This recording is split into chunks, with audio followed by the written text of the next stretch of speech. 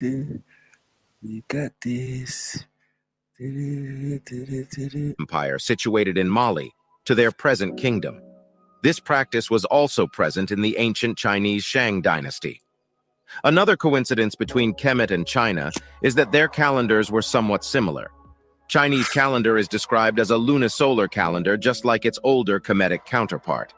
But one question still remains. Was it just a cultural influence, or did a large contingent of Kemetu, ancient Egyptians, settle in China in the Bronze Age?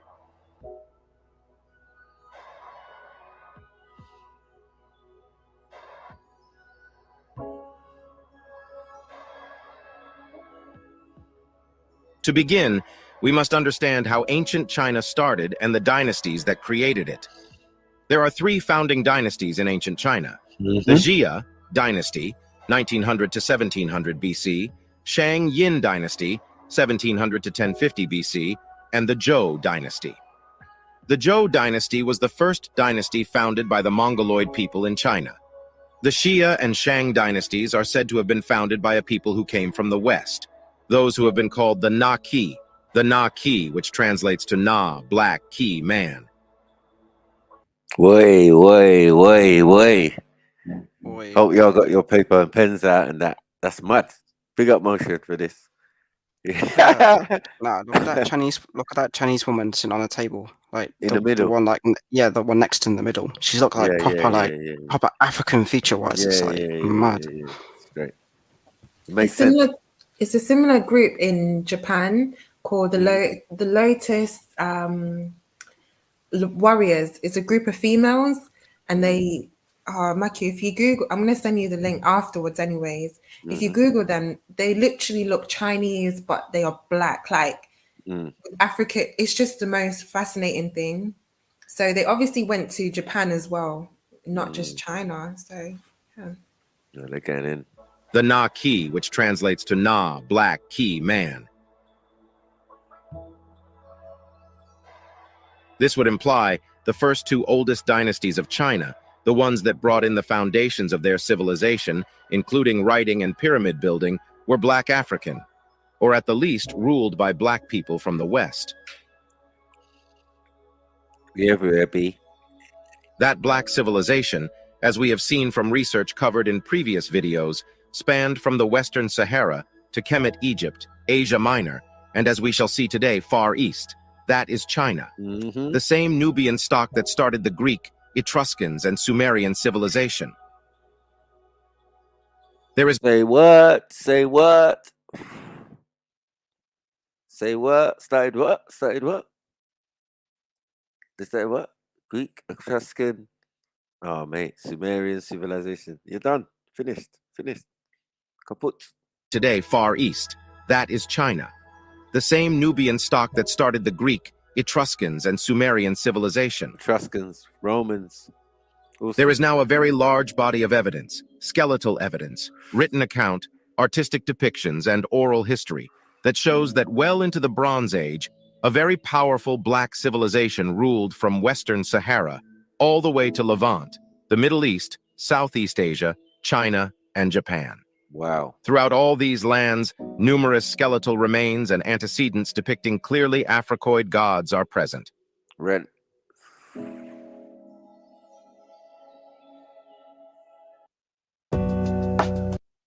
Give us some rent, please. That's ridiculous. Ridiculous. Motion out here causing trouble, you know. You know what I mean? But if it's rent we have to collect, man. Trying to stand up, man. Asia, Middle East, you bait Sumerians, J2s, all of you, man. Yeah, just sort it out, mate. Sort it out. Put it in the collection plate, mate. You know what I mean? The collection plate's out right now while we wait. You get me? What's going on?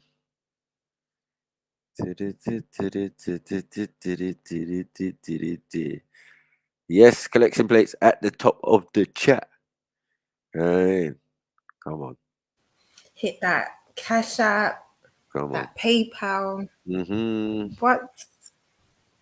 What we doing? What we doing? is your when I know actually, like you said, PayPal, Cash App is better because it's direct. But is your super chat looking to come back soon? Someday soon, yeah. Okay. Let's clean up my act. Clean up my act. I look Japanese.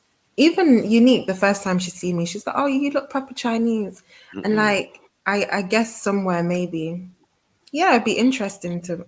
Like I said, I'd love to do the 21 and me or whatever it's called, 23 and me, but I'm scared to give my DNA just so.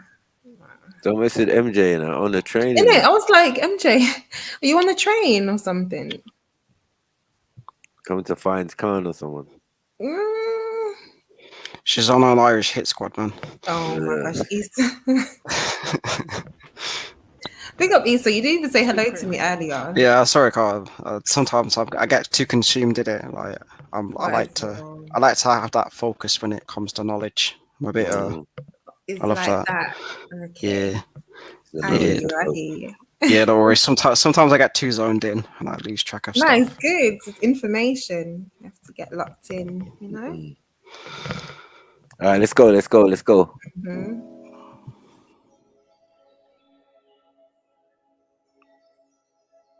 They even crossed the Atlantic and helped seed civilization in Mesoamerica, as we have seen in our previous videos.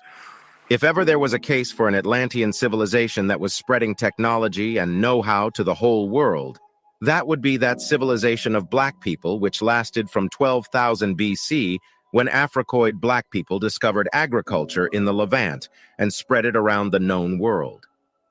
Facts.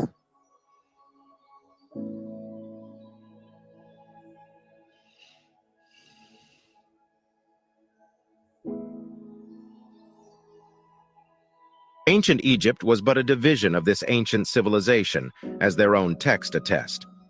But this is a topic for another day. The first Chinese emperor, Shang Tang, the ruler of the Na-Ki, the black men, brought about several totems of civilization China. Among his credits are establishing government and originating social institutions, as well as cultural inventions.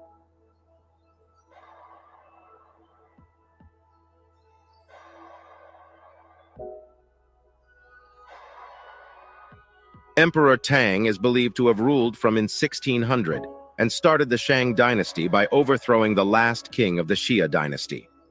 Amongst the many rulers in China, Shang Tang is notable for the inventions he brought forth. He is said to be the originator of the I Ching, the Book of Change. It is among the oldest and most revered system of philosophy. Emperor Hung Wu was founder of the great Ming dynasty of China. And there are indications that these early rulers were black, revered as god kings, and then elevated to mythical figures, similar to Osiris and Imhotep. What? Interesting.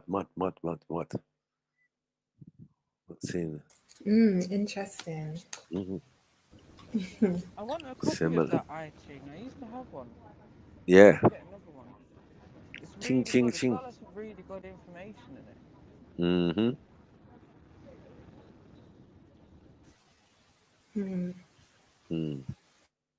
It's just straight to the point, no decoding kind of thing. It's just like, oh, it's this and that. This is a good channel, actually. I feel that some of the things they say that the mathematics in China and in Egypt is similar, and both of them are similar to how a computer works. I'm like, all right, cool, safe, no problem. And why are we not using that today? But do you think that's why China is so, like, they're the most hands-on in terms of actually building things?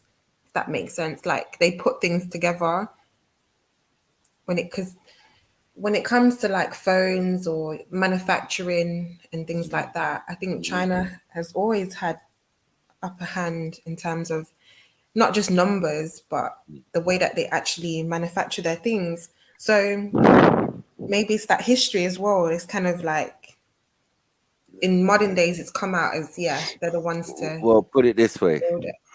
They talk about laws, which are spiritual monkeys or monks. You get it? So they That kind of interjudge. reminds me of the Hindu. Yeah, well, it's the same thing. Hanuman. It's the same Yeah. thing. It's the same thing. Just with different names, but it's the same story, same theology. You get me? So it's judge, man. You know what I mean? They interjudge, and I think that might be down to the Mongolian side or something. I'm not certain yet. You know what I mean? Okay. Yeah, that they're some savage bloodletting type thing, right? Which is prominent with these cultures, Far Eastern cultures. That's why in the Americas, when they go over there, there's lots of bloodletting and sacrificing and chopping off of heads down pyramids and stuff. Okay. You know what I mean? Because that's a Far Eastern culture of sacrifice and worship. You know what I mean? That's where religion comes from, them type of place there. Where we had ways of life. You know what I mean? They weren't just worshipping Osiris and all of this nonsense. Yeah, Osiris was a great king. You know what I mean? And if you look at it that way, then it makes everything easier. You get me? When we was doing King of Kings, yeah, the real Selassie, yeah, the real Nagus, because that's what they're called, Nagus, which means king, man. You know what I'm saying? So if these Nagus, or what they're calling later on, Pharaoh, yeah, which don't even mean that, and it means house of fire or something silly like that. You know what I mean?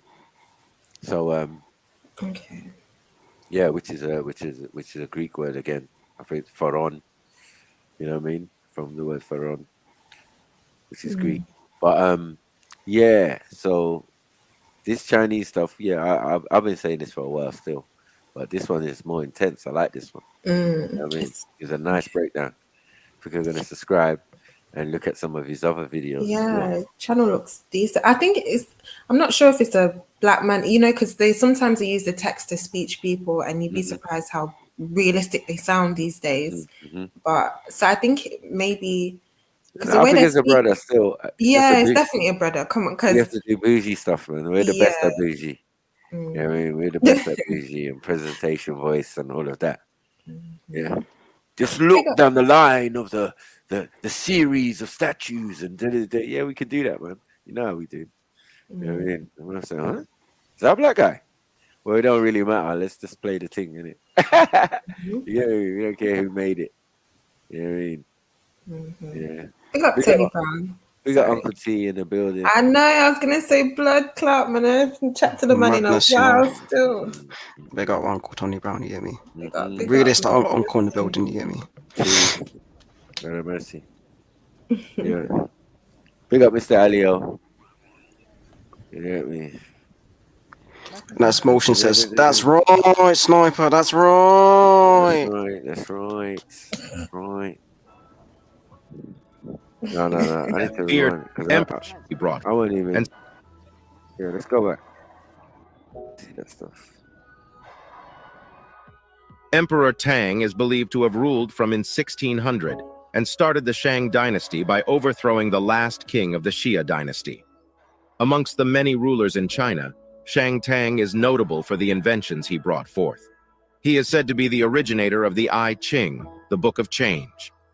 It is among the oldest and most revered system of philosophy. Emperor Hung Wu was founder of the great Ming dynasty of China. Chin. And there are indications that these early rulers were black, revered as god kings, and then elevated to mythical figures, similar to Osiris and Imhotep.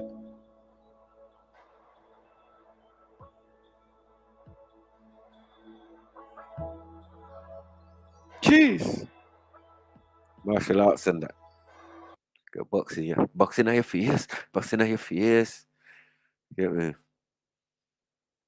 We know who's gonna win this. Get me? That was pauses. Yeah. We know who's gonna win this fight, man. It's Terracotta. It's the Terracotta brother.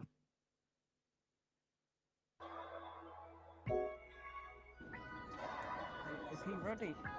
Even in the White Garment Hall of the Shaolin Monastery in Honan, Hunan province of China, there are two 12-foot-long paintings of Chinese and Africoid, black, Shaolin monks training in Kung Fu, boxing, skills together. So what are some of the references to black people's presence in consistent rulership and deification in ancient China? Mhm. In Southeast Asia and southern China, ancient skeletal remains represented the earliest inhabitants to be Australoids and Negrillo Negrito. By the beginning of the present Holocene period, the population in China could be differentiated and placed into categories designating Mongoloid in the north and Oceanic on black races in the south. Shit.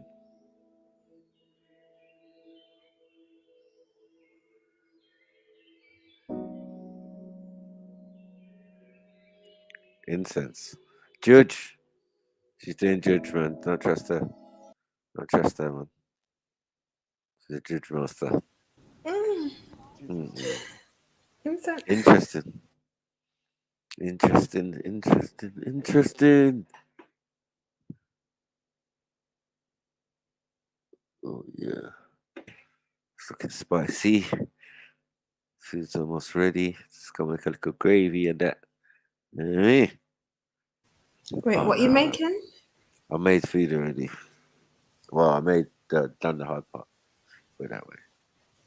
What you making? I made some chicken. Both of these groups evolved out of a common Sweet upper potato. Pleistocene substratum as represented by the Tzu-Yang and Liuqian skulls. More importantly is that by at least 2500 BC, Africoids of the Mediterranean and West African type entered this area by way of India. The skeletal evidence from the Shantung and Jiangsu China show the modern Africoid type, especially at the initial Qinglian Qing and Machia Bang phases. Notice that 2500 BC also happens to fall in the Old Kingdom of Kemet and the height of pyramid building. What? Mad. Do-do-do. Man's got strong movie voice though. I'm gonna lie. Strong narrator voice. You get me? Can't be No, but mistaken. snaps, that's what I'm saying. It could be speech to text because they sound so like human these days, especially if you go on TikTok. There's a lot of software online as well that you can literally type and they will say it like it's like they're human. Like Yeah, they but literally- I know that robotic voice, man. They ain't got it down pattern though. Because it still kind of sounds robotic. You know what I mean? But all these AI things coming out now, I think Mark is right. Like if they can feel you, they can fully feel you. MJ, you're a little low, but I can kind of hear you. Yeah. Yeah, it's my headphones. They're rubbish. Okay. My teeth them. Okay. But yeah. Let's go. This is why I'll never pay for headphones because they're all shit.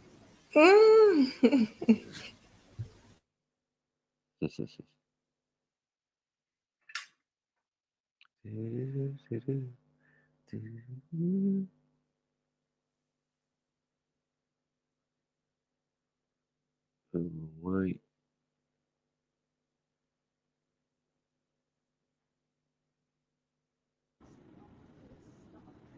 Are we live on 2 channels, Snipes? Yeah. Okay. What's that? The old one? No, yeah, this is my personal one, isn't it? Okay. I'm gonna change it up soon. Change up the title of it. Yeah. Sniper Podcast. The Sniper Podcast channel. Yeah. Is that wait, is that something that you're thinking about? What's that? Yeah, man, I got Podcast. the equipment. I got the equipment to do it still. What That'd be happened? good. Why am I in the screen?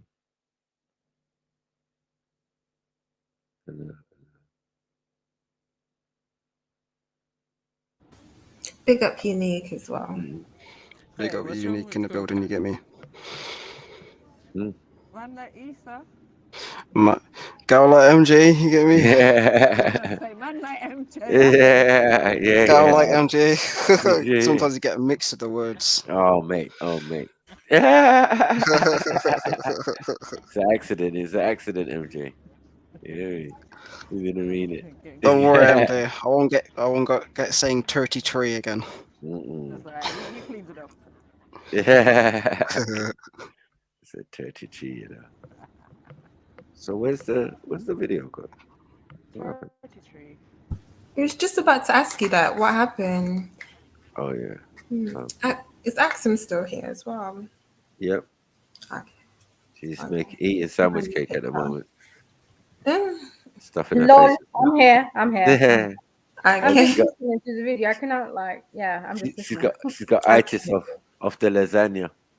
Oh my Yeah, god, Matthew, why do you always kill it? Yeah. She's got itis of the lasagna. Cool. Let's go. Interesting video though.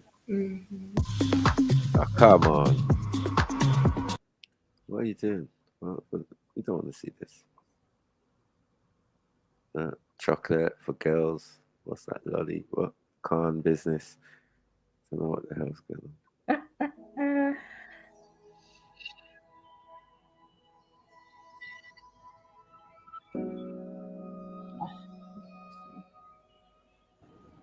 Oh, it's trolling time again. Yeah, looks like it.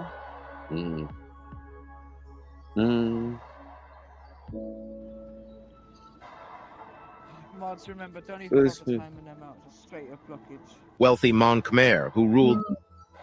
Other ancient Chinese sources describe the wealthy Mon Khmer, who ruled the ancient kingdoms of Chamba, Funan, and Kampa, Lin Yi, as having curly hair and black skin. We see this description often in ancient text when referring to black people. So are we saying Khan can't even be Mongolian anymore? It can't even be like Chinese or Asian or nothing. Let's not draw him out. I beg. Yeah. I beg. Guys, These are in some the of the chat, clear Can you phenotypes please of black block people. the damn trolls for me and for us? Yeah. Yeah. I can't see that. No, From Africa. he's actually And these mocking. appear in multiple instances throughout China and Asia as a whole. The skeletal evidence of the Africoid people have been located in Majiabang, Qinglengang, Jiangxi, Pearl River Delta, They're going Yunnan, Sichuan, Jiantong, and Shandong areas. The black people are said to have heavily influenced the culture of the northern China. Most of the northern China's Africoids are said to have come from East and West Africa. Till this day, there is strong resemblance between the ethnic Chinese and the Central African Khoisan H. Imber. Wow. There are many references to these black people in Chinese literature. According to T. de Lacoperi, the Chinese first met these tribes in 2116 BC, when they advanced eastwards of the great southern bend of the Yellow River. They are spoken of in the Zhou Li, composed under the Zhou dynasty, 1122, 249 BC, as black and oily skinned. Oh, mate. Racism. Prince Liu Nan, who died in 122 BC, speaks of references of blacks in China as late as the Tang dynasty. In the Lin Yi Kuo Chuan, contained in Book 197 of the Chu Tang Shu, it is written that the people living to the south of Lin Yi have woolly hair and black skin.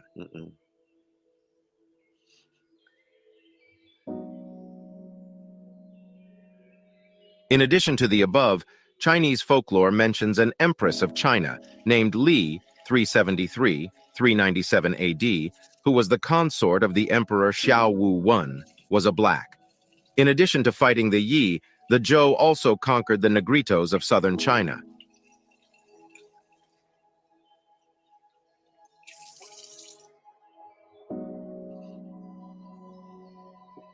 Many of these blacks presently live in Cochin, China, and Yunnan. The Xia people came in contact with these black inhabitants in 2116 BC. They are mentioned in the Zhou Li as living along the Yellow River. The name of the Yangtze River Basin area were also constantly at war with the Zhou. The Nam were closely related to the Tibetans of Sichuan. At this time, the Man states were ruled by princes. The arrival of black people in China in ancient times was significant enough in the Bronze Age to show up with such a high frequency in the literature and art of ancient and more recent historical China. Damn. But their presence also shows up in many other ways.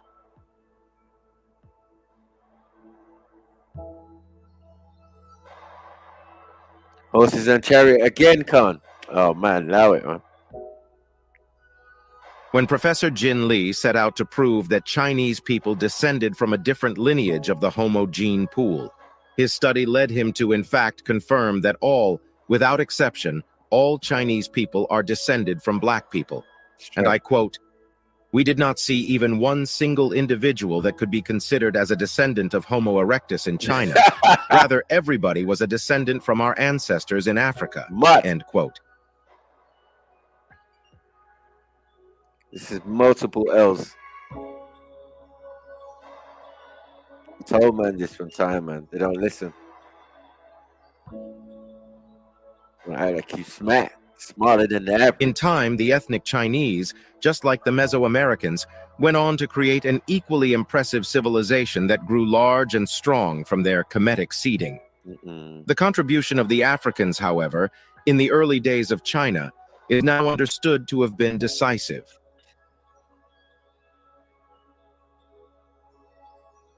I would like to leave you with these words of wisdom. 可以肯定的是，当种族主义的面纱被移除时，历史研究变得更加有趣。One thing is certain is that history becomes far more interesting to study when the veil of racism is removed. Boss. Killed it. Damn. God damn.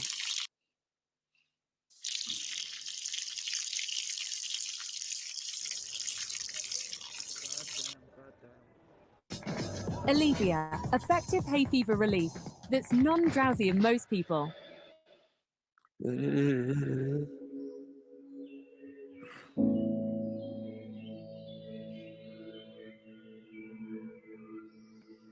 can guess where I am because I don't know. Let's see. Look like you're in Leicester. Leicester, you know.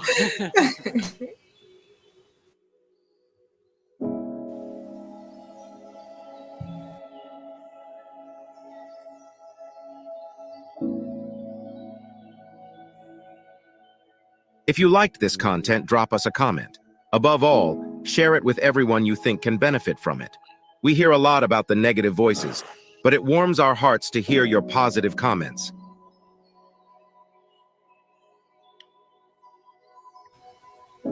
See, that sounds like a robot still. But yeah. No, the Chinese thing sounded robot.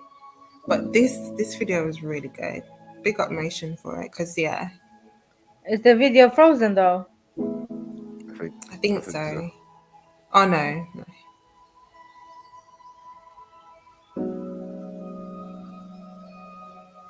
It's moving slowly.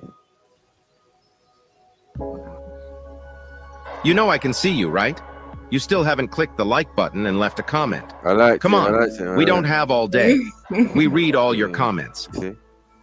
I got you, man. Big up, man.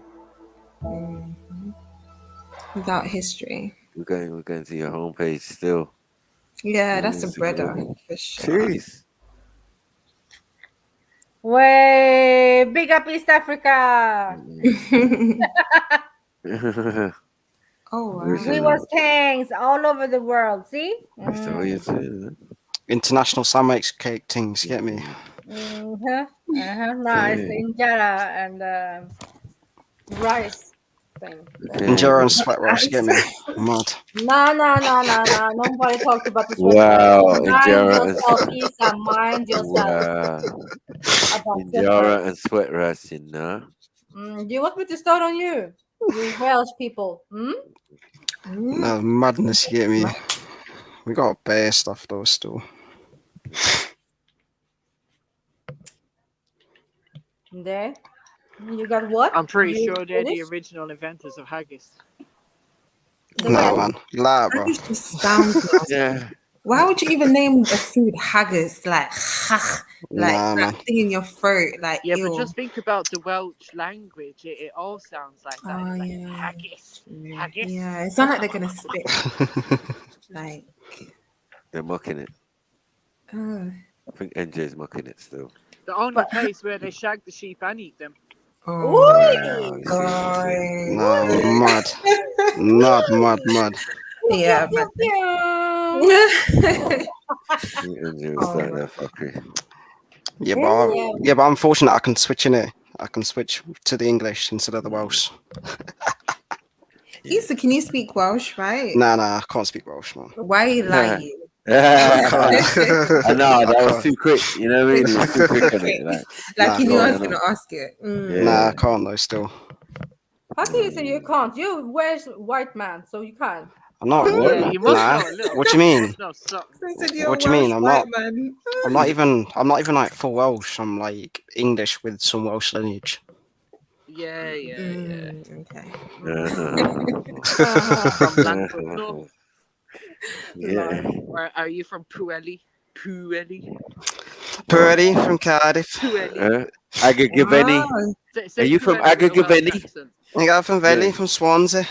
Oh my God, this is not a sexy dialect at all. Like, Well, no. Yeah, no. Lower Listen, this accent, man. accent doesn't turn you like, oh, that You ain't sounds even heard the accent. Nah, you wouldn't be nah. attracted to it. Okay. Never. That's like me in the Birmingham accent. I don't play. What? I don't know what it is. It's just Do you know what though, Carter? I feel like the Birmingham accent's getting better. I think people have realised because 20 years ago, I feel like they were all doing that dead like, I'm from Birmingham. But now, like, I feel like they got more life, innit? Yeah. You know what, Loki? Yeah, I can see what you're saying, but it's just certain things that they say, and it's just like, bruh, you are so like you could be fine, and I just look at you like you're nasty. Just like I don't know what it is. It's just No, you're for me, it rude, was you when know. I went to Birmingham. Everyone actually looked like how they speak.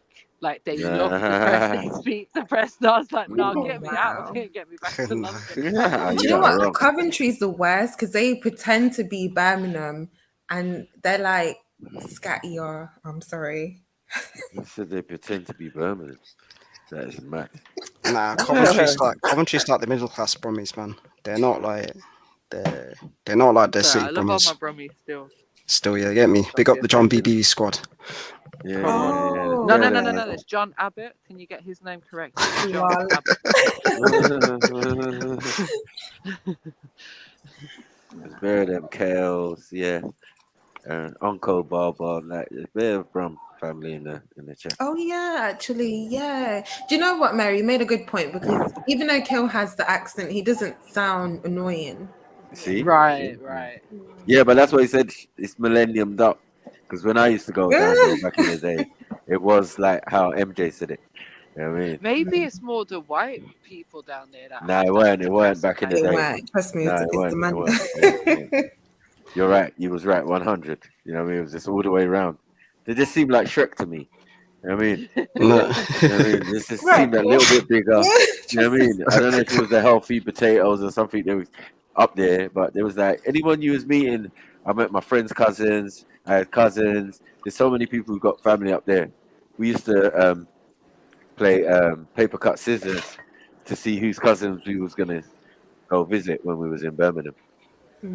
Get there and then go to the phone box and then ring the cousin, and then the cousins would have to come into the town centre and meet us. That's it. Right, cousin. What? What? What's going on? What is this? You know what I mean? Nah, it changes because the people from Black Country we call them yam yams, innit? From Black Country.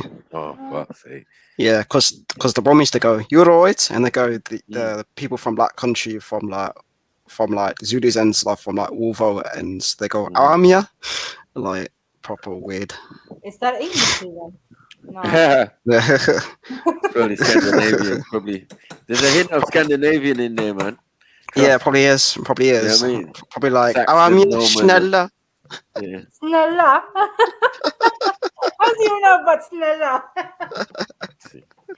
Yeah. MJ, you got Air Maxes on. Is that you? MJ's well. MJ's got drip, man. No, I live I in don't know what you lot are doing. Yeah, she got Oh. drip, man. She's got drip. When she's ready, man. Okay. Start styling out. But you know, like in England, I feel that we I mood think I've only dressers. seen MJ's shoulder before. we dress for occasion, innit? Like when we're busy and doing it every day, you just put on a tracksuit or something. You know what I mean? Or jeans if you're gonna go and do some hard work or whatever. We dress for mood. You know what I mean? You can tell by the way we dress what we're doing. You know what I mean? I ain't gonna be dressed up and going nowhere. You know what I mean? Sunday best on. Yeah, it's one of them ones there. So yeah, you can look like a tramp during the week, but come the weekend, yeah, the new kicks come out the box. You know what I mean? One way. Nah, to be fair, even though it's Mm. Sunday, it's got to be everyday settings because I'm traveling, innit? So you ain't Right. got time to be looking pretty when you got to be running for trains, you know. Yeah, but it's convenient dress. That's what I'm The saying. It's prettiest you convenient. get is look, my socks match. My socks match. Yeah. Coming That's in. about as best we get. Wow. I was gonna say, women, like certain women can't do that because if you're gonna be out looking like quote unquote tramp the whole week and then weekend come, Yeah. like that's catfishing, really. Not 'Cause- really. No, like it might be convenient for school run and all of that. Like you can't be looking your Sunday best. Like no, they just put on not your Sunday they'll best. cover everything with the puffer jacket or something and the whip. You know what I mean? Just jump out, jump in. You know what I mean? The bottoms all funked up. They got what they call them? Them fucking what they call them? Which Them boots. Them cheap boots, man. Ugg boots. Oh, fake Uggs. Uggs, yeah, they have fake Uggs on. They're on a quick thing. They don't want no one to see Primark boots. them. Yeah, They used to lean as well. Yeah, that's why they'll traveling even with go a car was better. they'll even go Tesco's Express on a one-away quick thing. You know what I mean? But other than that, yeah, they're going back in their yard, and then the next time you see them, if they come out by tea Chris. time, yeah, they're looking mad. I can't Come lie, to that's pick up. me, like, I get it. Like, yeah, I'm not. If I'm going shop, yeah, you just throw on your Quick, wig, fix yeah, up, yeah. you know, and that's it. You just go do what you're doing. Mm. But if I know you go, like, if my mom invites me to church or whatever, yeah, you got. Because I know most women be looking funked up most of the time. You know what I mean? Like, because it's just functional. It's just like, yeah, I got to get to A to B. I'm not really concerned with look. They already got their man or whatever. You know what I mean? It's like, yeah, it's not about that. That's why I said we dress for mood. It's so true though, Maka, because this is the thing. Like, I'd rather dress up when I'm with my man than I'm not with my man, because like otherwise, what am I doing? Looking attention from next man. Yeah, yeah. Big up, Unique. Big up. Big up, Unique. Big up, Big up, Unique. sis. Long Oh, time. listen, you like, I'm here. you made it. Hey, listen. Mm. Axum, Yeah. You're cutting off though, Unique. Cut out. you know, yes. Can you hear me? Yeah, So now. a little bit. yesterday I did some babysitting yesterday, yeah. Mm-hmm. Pardon? Okay, you were babysitting yesterday, yeah? Sis, you're cutting off though. I bet she's cutting out. Is it echoey? No, it's cutting out. That's all. Oh man. All right, let me come out and come in again. Yeah. No pause. Pause. Oh shit! I was just. I think that was happening last week or the week before. Last time Unique jumped on panel, she was having the same issue. Oh. When you jump on with your phone, it's a madness. Could get that laptop out. Yeah, I need Yeah, to the buy a phone new thing one. is it's a mess. These kind of phones, these kind of things, take your battery. Yeah, StreamYard does. Yeah, StreamYard is a madness. It's violent with it. Violent with plugged it. in, and then it's not charging. It's literally just staying on one. It charges slow. Mm-hmm.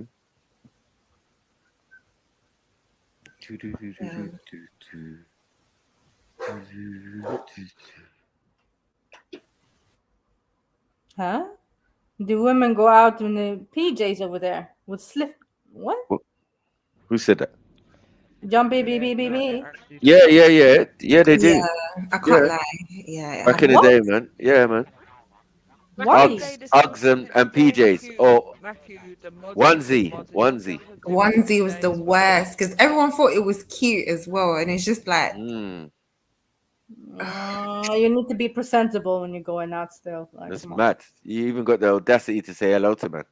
You're right, morning. It's like, yeah, but you're on the high street with your Pajama.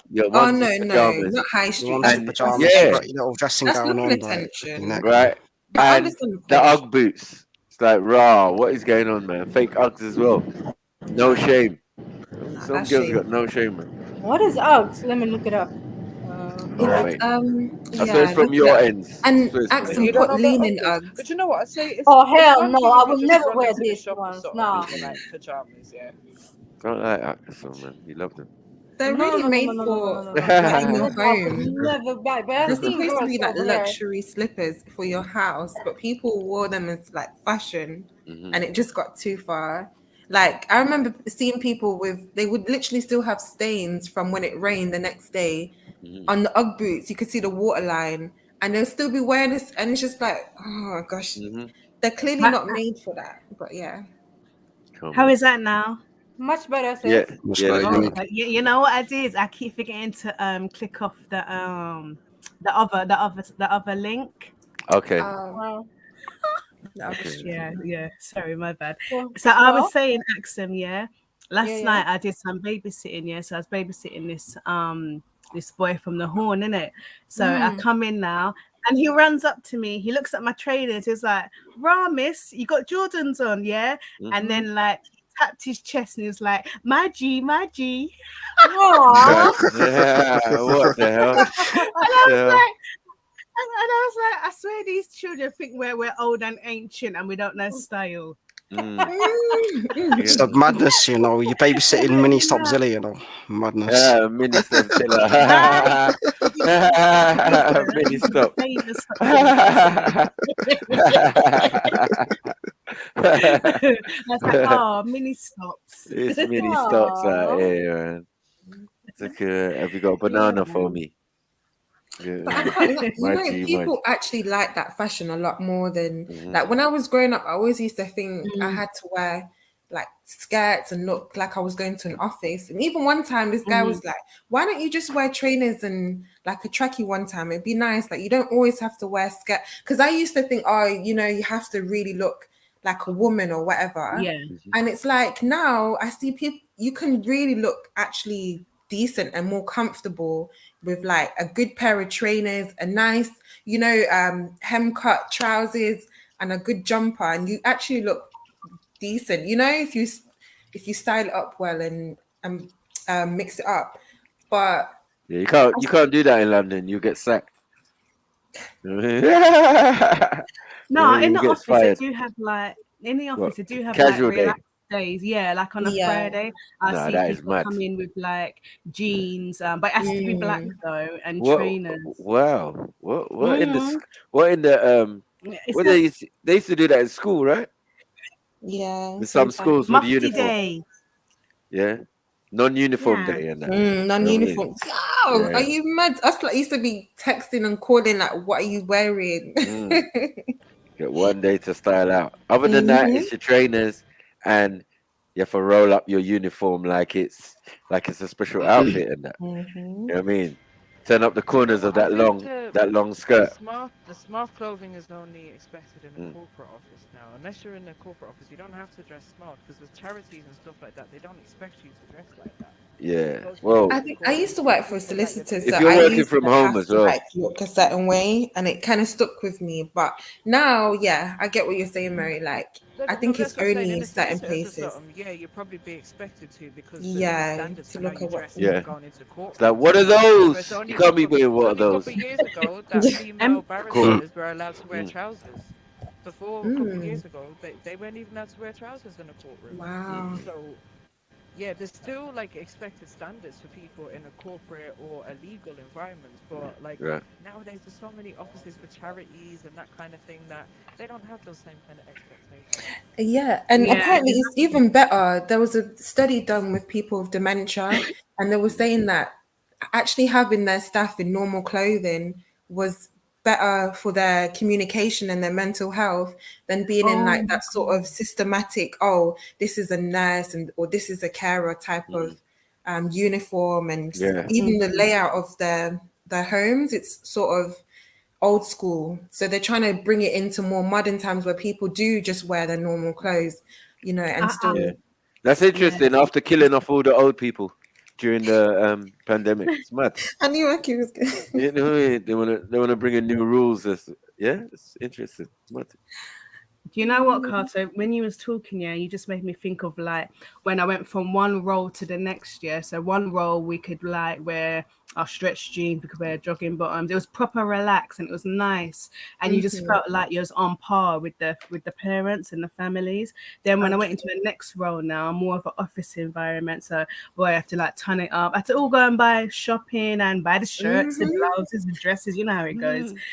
Yeah, and I felt. Me personally, I felt like it was kind of like a barrier. So when the parents meet me and I'm looking all ton up, like I'm thinking, what is this? Like, yeah, it's a different expectation in terms of professionalism. Like they can't connect with you on a personal level because there's that, oh, I'm this. Whereas but instantly you've put in that power dynamic. Do you know what I'm saying? And I weren't extra and wearing the blazers and all that to the office. That was just mad. That's weren't me. But I just noticed the difference. I noticed the difference in the terms of relationship building. You know what I mean? Okay, so it's true. It does affect the way people communicate or maybe like see the situation. It's all about that first impression, because the way you look in it is the person's gonna have an impression on you, and they're gonna like think is this someone that has like are they gonna have like a stuck up attitude by the way they're dressing, or it's true. Have they got some authority? Are they not scared? You know what I mean? All of them type of things. They're like it builds confidence. There's so many aspects to it. That's why you gotta have swag, man. That's what I'm saying. I mean, we ain't got no problem with that because I come from a generation where, you only had what you had. You know what I mean? Things didn't match, but you had to go to school because I didn't have uniform, so I had to make up new outfits every day. You know what I'm saying? It was crazy. That's long, man. Yeah, and you used to get mocked as well if you weren't on par. You know what I mean? Get into fights and shit. In it, Sniper, because you know what? I'm so glad I went to all of my years of schooling where I had uniform. I'm so glad. Yeah, you know got lucky, man. I didn't like the fact that I had to bleach the shirt collars. Mum was like, "Why's your shirt so black?"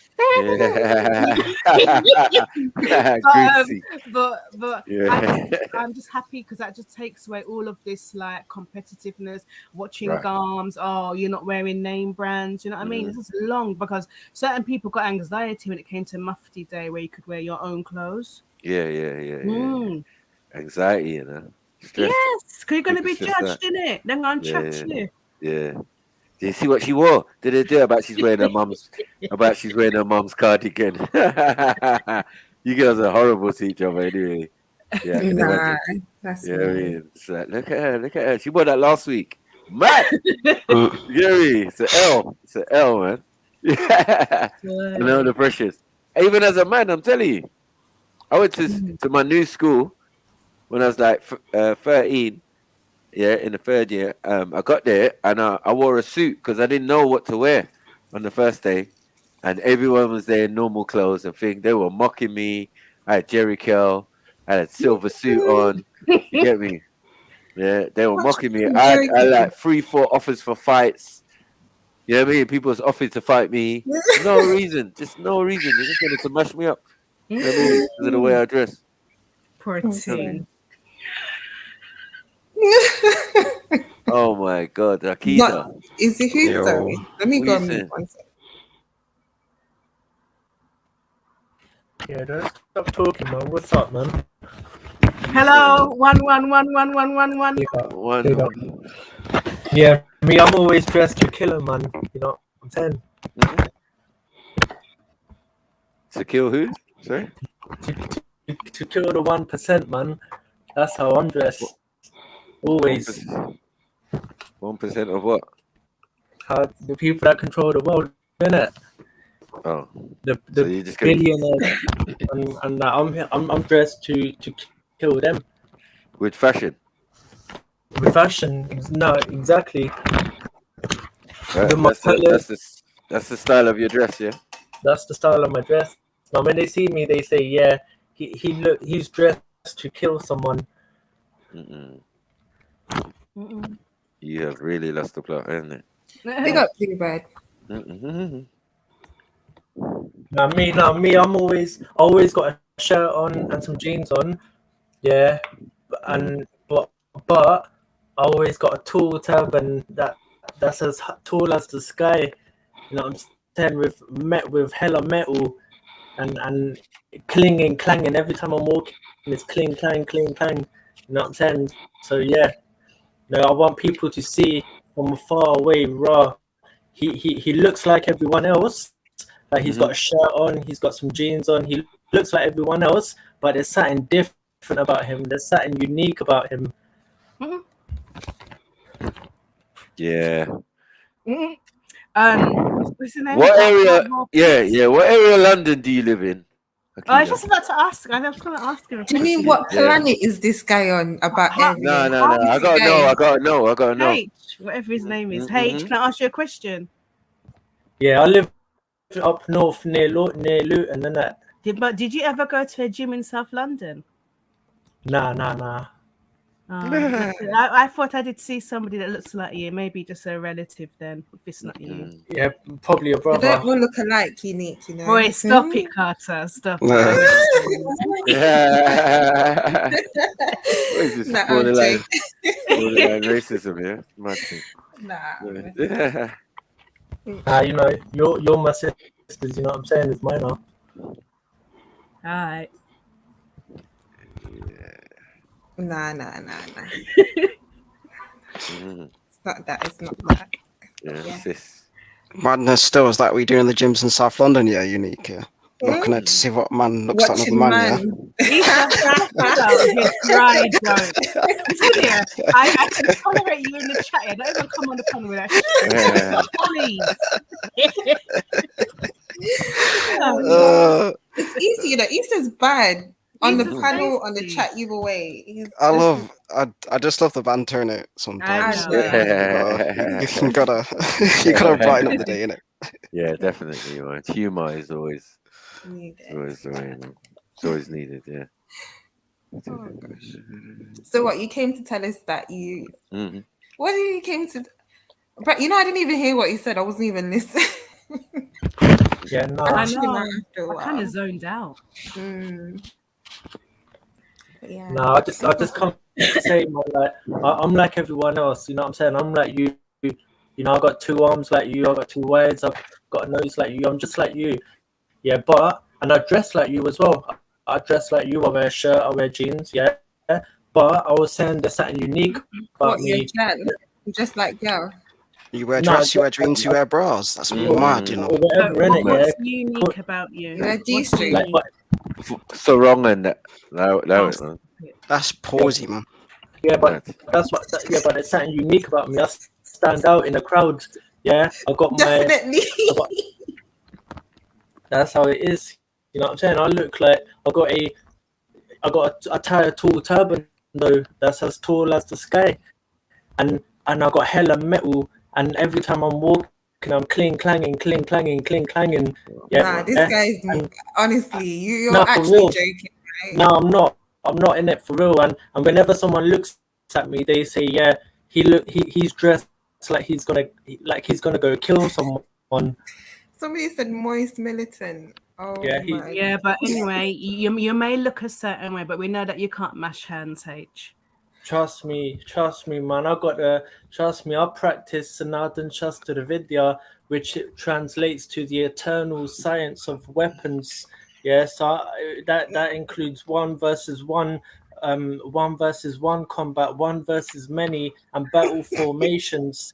Yeah, so trust me, when a man comes, I'm throwing a couple of things at his face, fam. Yeah, and then I'm gonna pull up my knuckle duster, punch him up, and then fucking shank him. Yeah, that's how I do. You're too funny, man. I don't know what's going on here, man. You're just what in the dick pic knuckle dusters is going on? That's what I'm saying. If we're gonna dress like something, yeah. If we're gonna dress a certain way, I come here to say this. I come here to say if we're gonna dress in a certain way, then let us dress in a way where we're looking like we're gonna go kill man.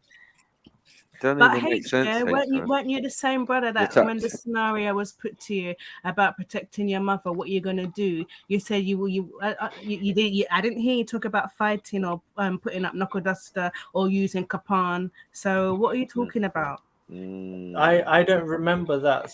I don't remember. I think I remember that. you. But if you ask me now, if you ask me what would I do if someone attacked my mum, I would say, I mean, that's a different thing. I can get into that, yeah. But our women carry straps. Our women carry hella straps in it, yeah. So I don't need to protect my mum because she's hella strapped in it. But what? So hold on. So what? She carries a kapan too. Yeah, hella kirbans in it. Yeah, hella straps, fam. Hella straps. Yeah? Where she put them? Where she put them? About hella. Where she put them? In her belt, in her cummerbund. But anyway, in her turban, in her on her arm, on her wrists, everywhere. Yeah. What? How are you gonna ask for forgiveness for all this lying? But no, my point is this. If we can take over the world, innit? Yeah, because think about it. There's like 1% control 80% of the wealth. Yeah. So imagine all of us now. Yeah. Took up straps, yeah, dressed in a way, yeah, and all blue and all that, yeah, and a certain color and that, yeah. And went what did Mr. Patel is going and said, you know what? We're gonna go to the banks and everyone's gonna withdraw our money at once, and we're gonna not go to work tomorrow. We're gonna not go work. We take over the world like that. That's how easy it is. But people are afraid. People are scared, and that's why the way I dress is to show people that look. I'm here to take over the world. I'm here to take over the world. So hold on, wait. You came here. If I ruled the world. You dress like you from back home, yeah. And we just like I'm gonna kill someone. Yeah, I'm dressed like I'm gonna kill someone. Yeah. Yeah, but your back home is like, you know, like the beginning of your thing is my thing, innit? Ancient Africans went to India, China. We just did China. Do you think we want to do India again? I don't think so. You know what I mean? We don't want to do that. You know?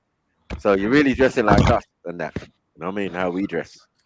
Yeah, we got turbans, but we only wear turbans when we're in the desert, you know, or where we go far places where it's going to be a little bit cold and chappy. You know what I mean? Bro, listen, yeah. Listen, if you say so, when I disagree, but if you said what you said, I would be over the moon, fam. I would be happy to shout off the top of my lungs that yes, this is an African turban. We got it from Africa. We're the first people to say that, fam. Yeah, because we remember we died, fam. Yeah, to our guru fought on the front line and gave up his own life to save the Tamils, to save the black Indians and their religion and their culture. Our guru died for that. So we're bro, I'm happy. I disagree with you that our shit come from Africa, but if it's true, then I'm over the moon. It's true. I'm happy. Then I'm happy. I'm over the moon. Cool. Safe. But yeah, that's what I come to say. Let's dress like we're gonna take over the world and kill a man. That's how I want everyone to dress. No. We're not promoting that, man. What is that? Can't do that, man. You're not exercising wisdom. You know what I mean? Don't know how you're saying you're Sikh and you ain't got no wisdom. This is crazy, man. But then why is it that you man are going to work and you know when these man printing off money, when these man print off £1 billion, yeah, they just print it, but you have to work for that shit. I'm saying, yeah. You know, like the Sikh empire is gone now. It's finished, bro. It's not. It's not, fam. What do you mean? You don't. It's not, fam. I've done the research on it. Khalsa is still here. Khalsa is still here, fam. Yeah, but that's not. It's not an empire anymore. You get me? You had your little empire time, and the British came and put an end to that. Unfortunately, yeah, and then took you as the best of servants and brought you all over the world while they were conquering Africa and other different places and colonizing other different places. But you know what I think should happen? I'll tell you what I think should. I think should happen. I think you, man, should convert to Sikhi, yeah. Brother Zulu. Yo, shalom, bro. Yo, shalom, brother Zulu, man. Big up, man. The way we introduce ourselves, we say big up Zulu. Big up. H, I beg, before you get into your thing, can I just ask the panel this question? Because I wanted to ask it. I don't know where Mary's gone, but Should be back. Oh, okay. Yeah. So I came across this term called marrying up, right? And I just wanted to hear people's thoughts on it. Would you say that's a positive thing, or would you find that term demeaning?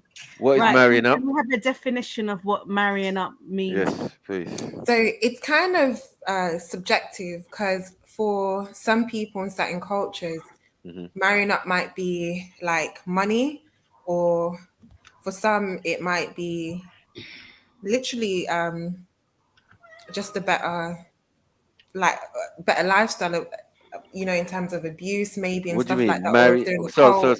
what does Let it me mean? Google So it. does it mean marrying better? Is that what you're saying? Basically, essentially, Yes, right? basically, but Above your station or whatever. So you're marrying up. Okay. but some people, do you find that to be like, would you say that's demeaning, or is that a positive thing to say to people? Like, if you had your younger self, would you tell her, okay, you should think about marrying up in terms of maybe money and status, or would you just suggest for her to look for quote unquote love, or her person? Like, it's different for everybody. I think it's to do with mothers and daughters and that. I don't know. You know what I mean? These are questions that mothers and daughters, or questions or conversations that mothers and daughters should be having.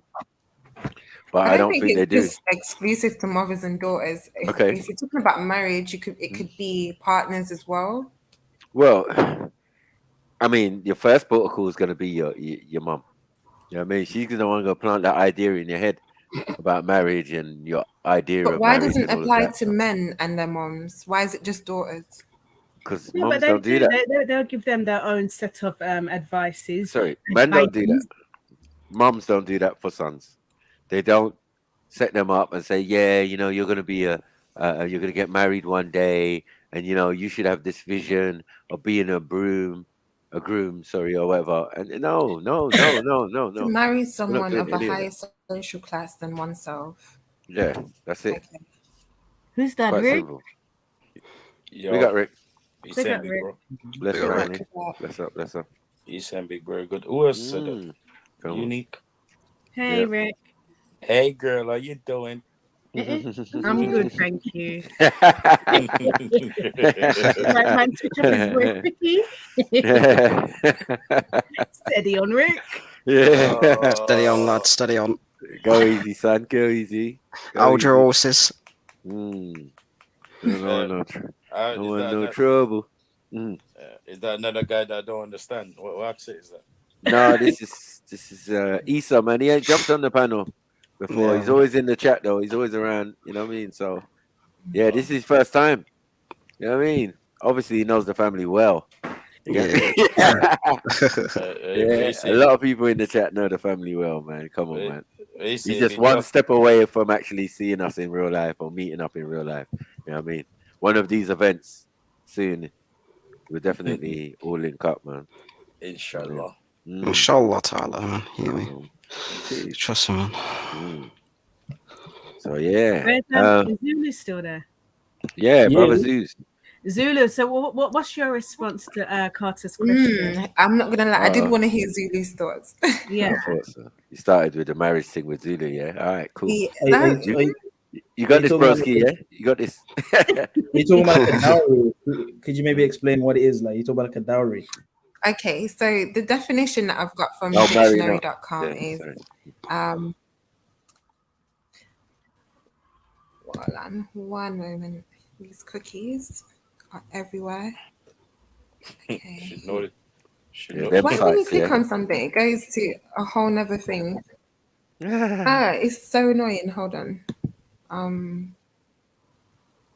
Okay, so but the basic definition is to marry someone of a higher social class than oneself. But so yeah, that could include money, finances, I guess, physical attributes maybe, and status. Yeah, but sometimes you can marry up here and not be as wealthy as that person. Is that something wrong in that? I don't know. I don't know if that's marrying up or whatever. You know what I mean? And as for a man, Sorry. Why am I even butting in? Sorry, Zudi. Go on, say your piece. I mean, is the question more so like? Is the question more so like? Is it bad? Like, what's the? Yeah, so I was asking, would you find that term demeaning, or do you find that to be positive? So if somebody said to you, "Oh, Zudi, you know you should marry up," like, would you automatically think that they're talking about a different race, a different status, or would you find that demeaning? Like, why do I need to marry up? I'm the up. Do you know what I mean? Or I think, you know what? I think the answer to your question, yeah. Wait.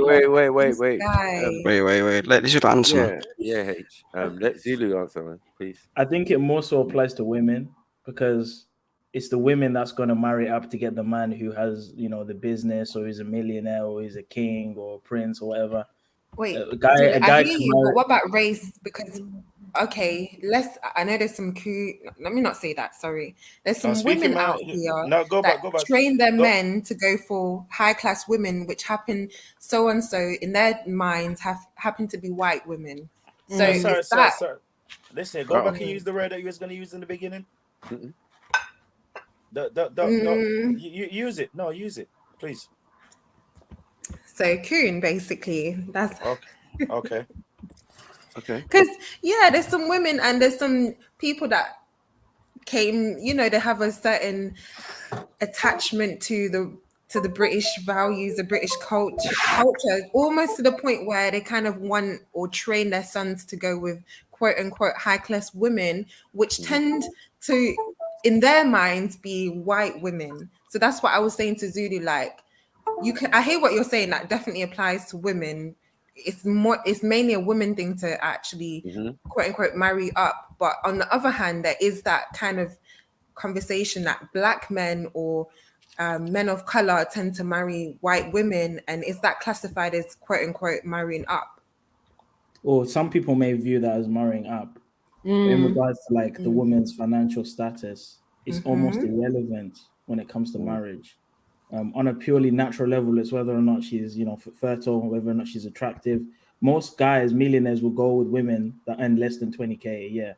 They just select the woman based on attraction and obviously other qualities. So I don't think social status or financial status is something that a man is looking for when they're marrying a woman. To be honest, there's other qualities. He's going to look after her anyway, and leave. Exactly, because you're going to be the breadwinner anyway. So it's irrelevant how much money she's making. It's irrelevant how high she is in the social economic ladder, because you're the one that's going to supply her needs.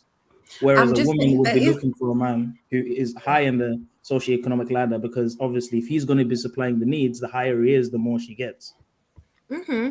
I definitely hear that, but I do think there's a group of men that do believe marrying, like, some, you know, or the dad has wealth, so somehow he's gonna try and get into the family and have kids with this person, and you know, like, it definitely happens both ways. But I agree that obviously it's mainly women that are looking at money and type of, you know, like, okay. Let me sorry to interrupt you. Let me give you my perspective. Yeah, like as someone who as someone who invented the Kama Sutra. Yeah. Now, the dick pic dawa, man. Now, the dick pic sutra, man. Firstly, the type of girl, yeah, a man should never even be with it. A man should avoid a girl who's like, who's ugly and obviously is not good looking and she's not pure and disfigured and that, yeah, and who's like not a nice person. A man should ignore her, yeah. Now what I think a guy needs to have good qualities, yeah, and he should work for the girl. He should try and make her fall in love with him, and the boy should woo the girl. The boy should try woo the girl, and he should spend time with her, yeah, amuse her, play games with her, you know what I'm saying? So the girl falls in love with her, you know what I'm saying? And then when that's happened, then the girl will want to be with him.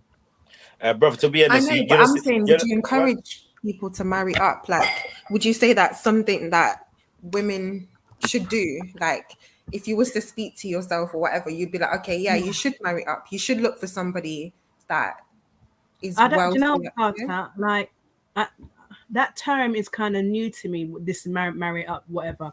the way I see it, yeah, if you're looking to get married, you need to find someone that you're compatible with, yeah, that you're on the same page with, that you have the same kind of, you know, morals, upbringing, values, and it's just like, you know what I mean? Just to like have some joint goals together.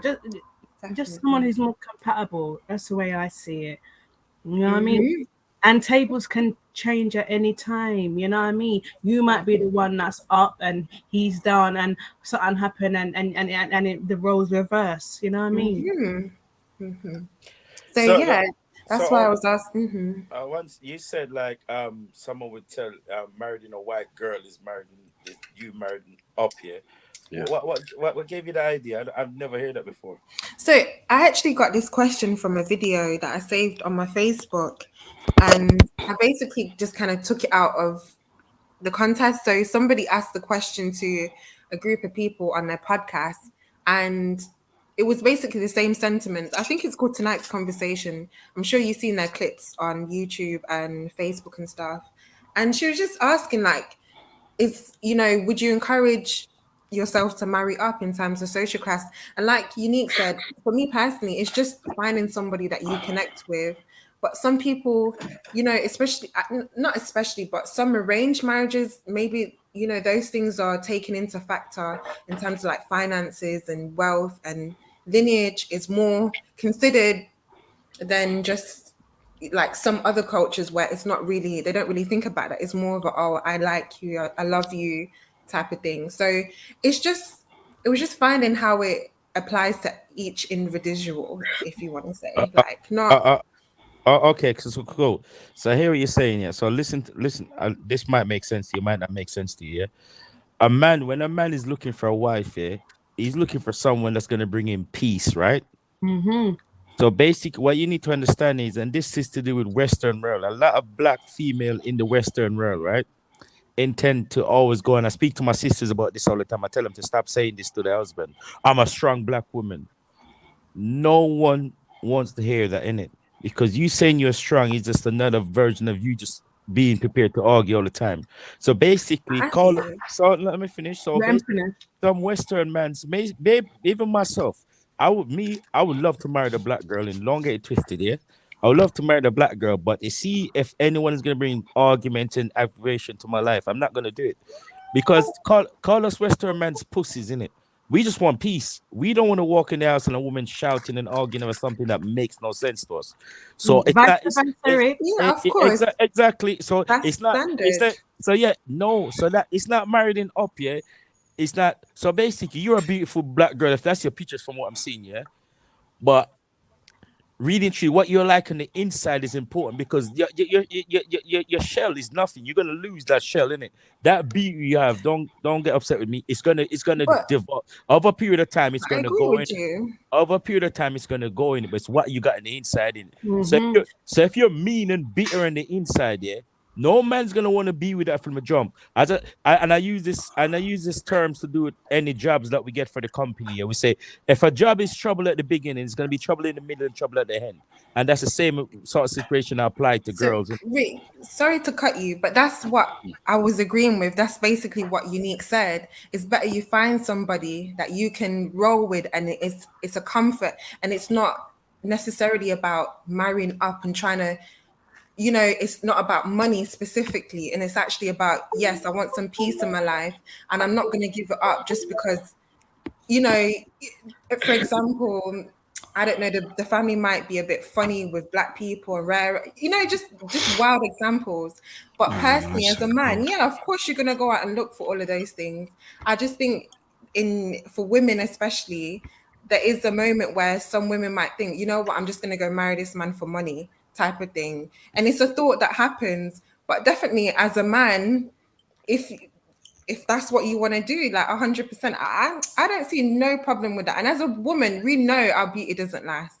So that's where, you might get some females that, say, I'm just going to look for money. I don't care about no this and that. And I'll put up with anything. I'll put up with the headache, and I'll put up with this as long as I get the money at and then you get some men that might think, oh, just because she's a certain race, that she might not have a certain attitude. And then later down the line, like you say, she might start doing certain things, and it's just each to their own, really. Yeah, and But sister, I just you're thought right. it's a good dialect, You're good right, sister. conversation.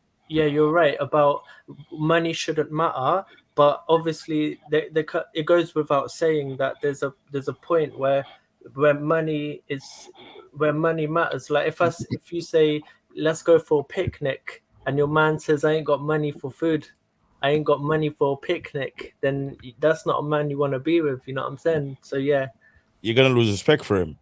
yeah. Yeah, listen, it's like this, and no matter how many women that might cuss me and say, no, you're wrong, I would do this, I would do that. No, you won't.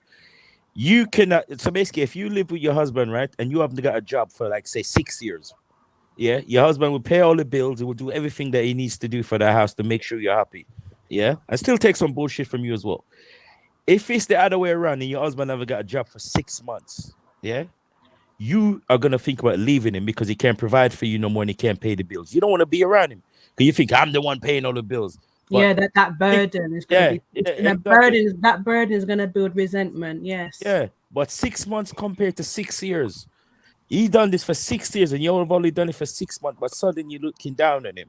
And then I just think that's very specific, and that's like it goes both ways. I don't have that's like, yeah. That can happen and it can't happen. And some people are like that, some people aren't. So it's just is what it is, isn't it? As I said to you, I knew you was gonna argue the fact of it, but I'm not. No, it's okay. I'm not arguing though, brother. I swear I'm not arguing. No, it's calm. It's calm. All right, one at a time. It's calm down, sis. But listen, you said it can happen or it cannot happen. Okay, if I tell you I've seen this happen more than 10 times, would you believe me? Sure. Exactly right. So again, a man, we're programmed to provide, protect, and all of that, and to love in it. And it's crazy to say this in a relationship here. As much as a man might think he doesn't fall in love with the female first, we fall in love way before the female does. The same way the female know when she's gonna leave us way before she leaves us, and she's already prepared for it. Yeah, she leaves mentally before she leaves physically. Yeah, exactly. You're saying, well, we intend to not want to leave unless it's really bad. What really push a lot of men to leave is if a woman cheat, then I'm gone. Yeah, but really and truly, a man will put up with the bullshit if he keep on getting what he wants from the relationship at the end of the day. But a woman won't ever do it. I hear you. I think that's like maybe a majority, but it doesn't apply to every single woman. That's the point I was trying to make. So I'm not coming at you. I'm just saying that's the scenario that can apply to many people. But obviously, it can happen both ways. I'm sure you've heard stories of women that stick with men that put. It's a very specific thing, because, like you said, if it's maybe health wise, the women might have cancer, or the man get cancer. It's just okay. Okay, cool. So look at these marriages. Sorry, can I? Big up, Black Jesus Minister. Yeah, big up. Oh yeah, Big up. Hey, greetings to all of y'all. Greetings to all the beautiful people in the UK. How y'all feel? We good, man. Good, thank you. Wonderful. Okay. Hey, so Brother Sniper, are we still ready for 12 noon in about, I guess, 20-something minutes? Yeah. No problem. Yep. Okay, I've instructed Elder Yara, Ben Nazar, and Andrew the Great. Okay. These are two brothers who are going to execute and avail themselves here to this wonderful platform, and our UK brothers and sisters in regards to the Ultimate Debate League, the soon-to-be #1 debate league on the planet, brothers and sisters, bringing you all the greatest debaters of all times, the greatest gladiators of all times. And two of them will be here in about 20-something minutes. Again, Elder Yara Ben Nazar from Chicago, and Brother Andrew the Great from Indiana. I think he's in Indianapolis. There you go. He's in Indianapolis. Right. And I'm almost forgetting what their debate title is, but they will remind us. And these brothers, after they get a chance to kind of introduce themselves and question each other in regards to their debate topic and their debate title, they will definitely avail themselves. And I'm looking forward to availing themselves to all of your questions and your comments. So have y'all questions ready to drill these brothers, and let's see how deep they are. Let's see if they're really deep in their knowledge and their understanding. Pause. I ain't drilling no man to find out how deep they are. How deep is your love?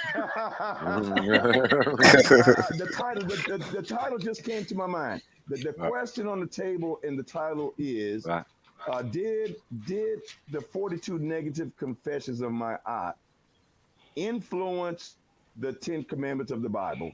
Yes or no? Oh yeah.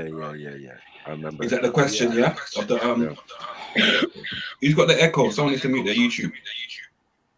Okay. Well, I apologize. Usually, I do have that problem with my phone, so I apologize. So I'm not going to be long. So the brothers will be here. I instructed them to click in at 12 o'clock. Okay, and so when Brother Sniper, whenever you're ready, just pull us up, man. And we're going to get it started, bro. All right, wicked. Thank y'all very much. I'll see y'all at 12. Big up, all right. A little bit. See you in a bit. Thank you. All right. All of them names was really deep. Yeah, man. That's in about an hour and something. I mean again, what you near me again for? You always near me from. Pause. You're always eating from. Always from. I wish. Cause man. I spend most of the time cooking. Sniper Ramsey, get me. What, sorry? I said Sniper Ramsey. Wait, they can go for a smash. It's alright. You know, so I should just draw for a slice of carrot cake too. You mad? Get on the bun. What I'm to what thing?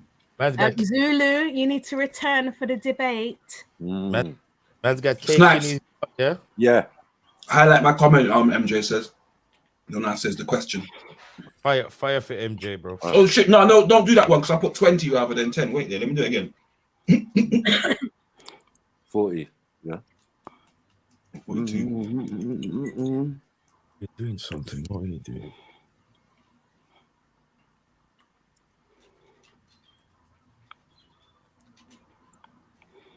All right, we hear you, MJ. Retyping it up, bro. Hurry up and reach your destination. Doing the Diana anomaly thing in it. You've reached your destination, darling. Where's MJ going, bro? I don't know. No, MJ, where she go? She's so nosy. She's traveling. Yeah, ask big woman questions still. It's so extra. They're saying pin motions comment. Yeah, I just done it. I just done a different one.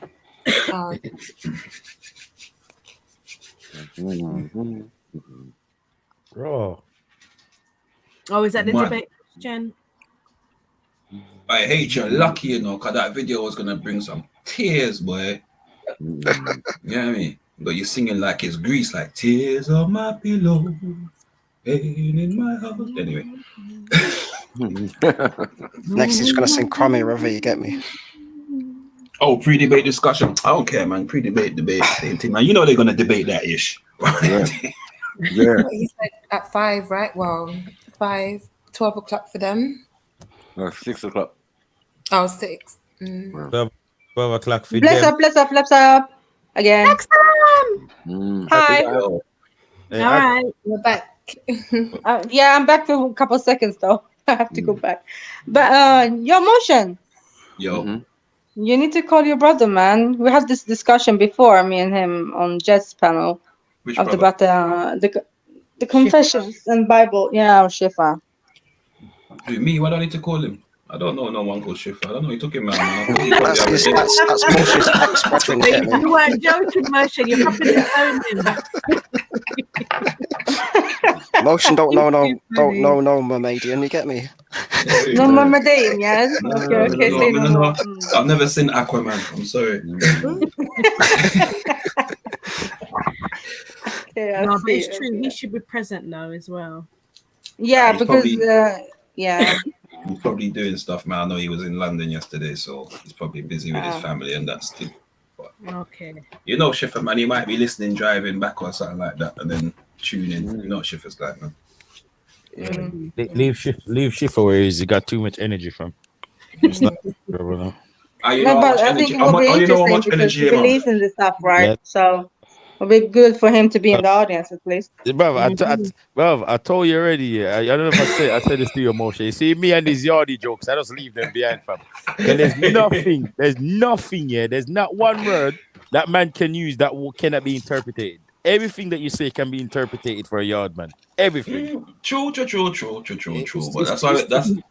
that's why you put close power argument, dog. No, man can't put no clothes for nothing, dog. Everything you say, everything you say, the man them make it sound naked. I say you put clothes for the man them take a whole number. You can't even say number 2. No. 1, 3, 4, 5. What happened to you, dog? No, number few. You man can't them even say succeed. Yeah, no fire for them things. No. You can say that. You can say that. No. I want the man still. No. Man. No you can't, pause on that. No pause. You can't. Listen. You can't even say cocktail. A mixed juice. You can't say nothing. You can't say cocktail. Anyways. You can't say I'm that. I'm learning. Wait. What did you say? Cocktail. Yes, Yeah, mixed juice. Pause. Yo, brother. Mixed juice. Yo, Rick, you got cousin one here. You got Birmingham one little cousin, see? And the brother said to me, yo, we have a new style where we are drink here. You drink the rum and you put a Heineken or something like that with it, yeah? Him say, yeah, we call it rock bottom. I say, what? No, sir, we don't drink that, dog. I sound like country mixed up. Listen, it's not. I know country. I know certain man that won't eat egg. Me no name nothing will come out of body. I eat that. Yeah,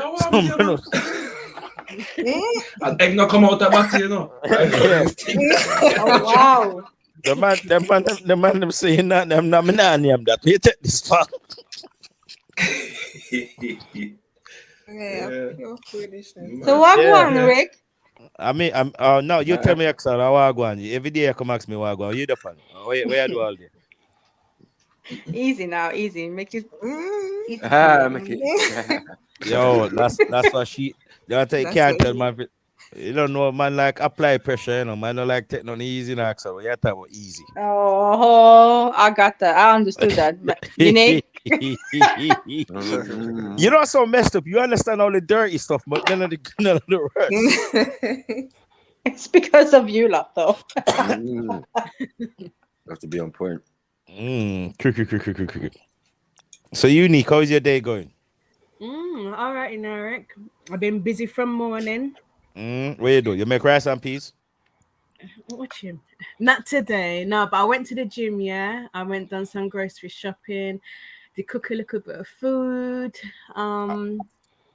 Yeah, and then came on the stream. That's it. How will you cook? Just something quick. I'm not revealing. You know, reveal. All right.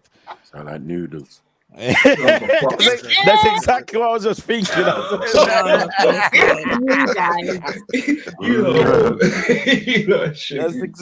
exactly what I was thinking. I'm sorry. I can't see the other lady's name. There's no names up on the screen for me.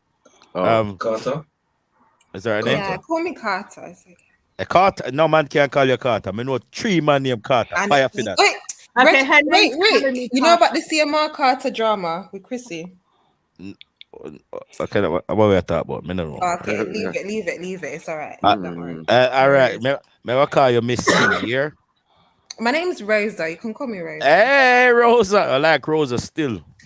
Hold on. Are we just gonna ignore that someone's cooking an omelette on Sunday though? Hold on. Is that unique made for food omelette? No, that's what Motion made. I don't know why him say Hamlet. No, it's better than noodles. I was giving you an upgrade. Was it a Spanish omelette? Or was it a normal one, Unique? It's a Spanish town omelette. You don't hear the question, Motion. He's asking you the question. Spanish, you may say unique after that. I never said nothing about no motion. Yo, you need Yeah. you know say, voila. You know, omelette. voila, 1 second, unique. You know, say if you change the name to big man, me not call you the name that again. Come to think of it, you know. Man, not call no man them name there. Or if you have them name there fire, you need to change that one to come think of it. Mosh? Think about the rest of it. Oh yeah, nah, man. Motion. That's not for you. No, man. That's my name, brother. That's my name, brother. I'm a sportsman, bro. That's it. Poetry in motion, brother. What? But you know what? It's funny when the Americans call motion mush. I think it's mush. Yo, mush. Yo. We're still trying to find out what Rose made for dinner. Rose, so what did you make for dinner? No, I didn't make nothing. I made some rice. You see that, Rick? 2 Jamaican women in a row. And then that's our meal. That's our meal. The only time I really cook is when I've got it's me. No, I do cook sometimes. I can't lie, but the main time is when my man's about. Then I'll be cooking big. Really, I just make my rice and Hey, you see, sniper. You see what that is, yeah? You see where they make the man's all his meals, and then pretend like they're willing to do this for the rest of their life. As soon as they get married, then they start doing what they're doing now. Make the man omelette on Sunday. Make the man mix me. Cheese sandwich. cheese sandwich, omelets. On toast, mate. Omelets and all them things there. A bagel. So is it? Oh, married. Have you ever been married before, Sniper? Me? Yeah. No. Well, I could say, common law wife. Common law wife. Have you been engaged? Common law wife. No. Okay.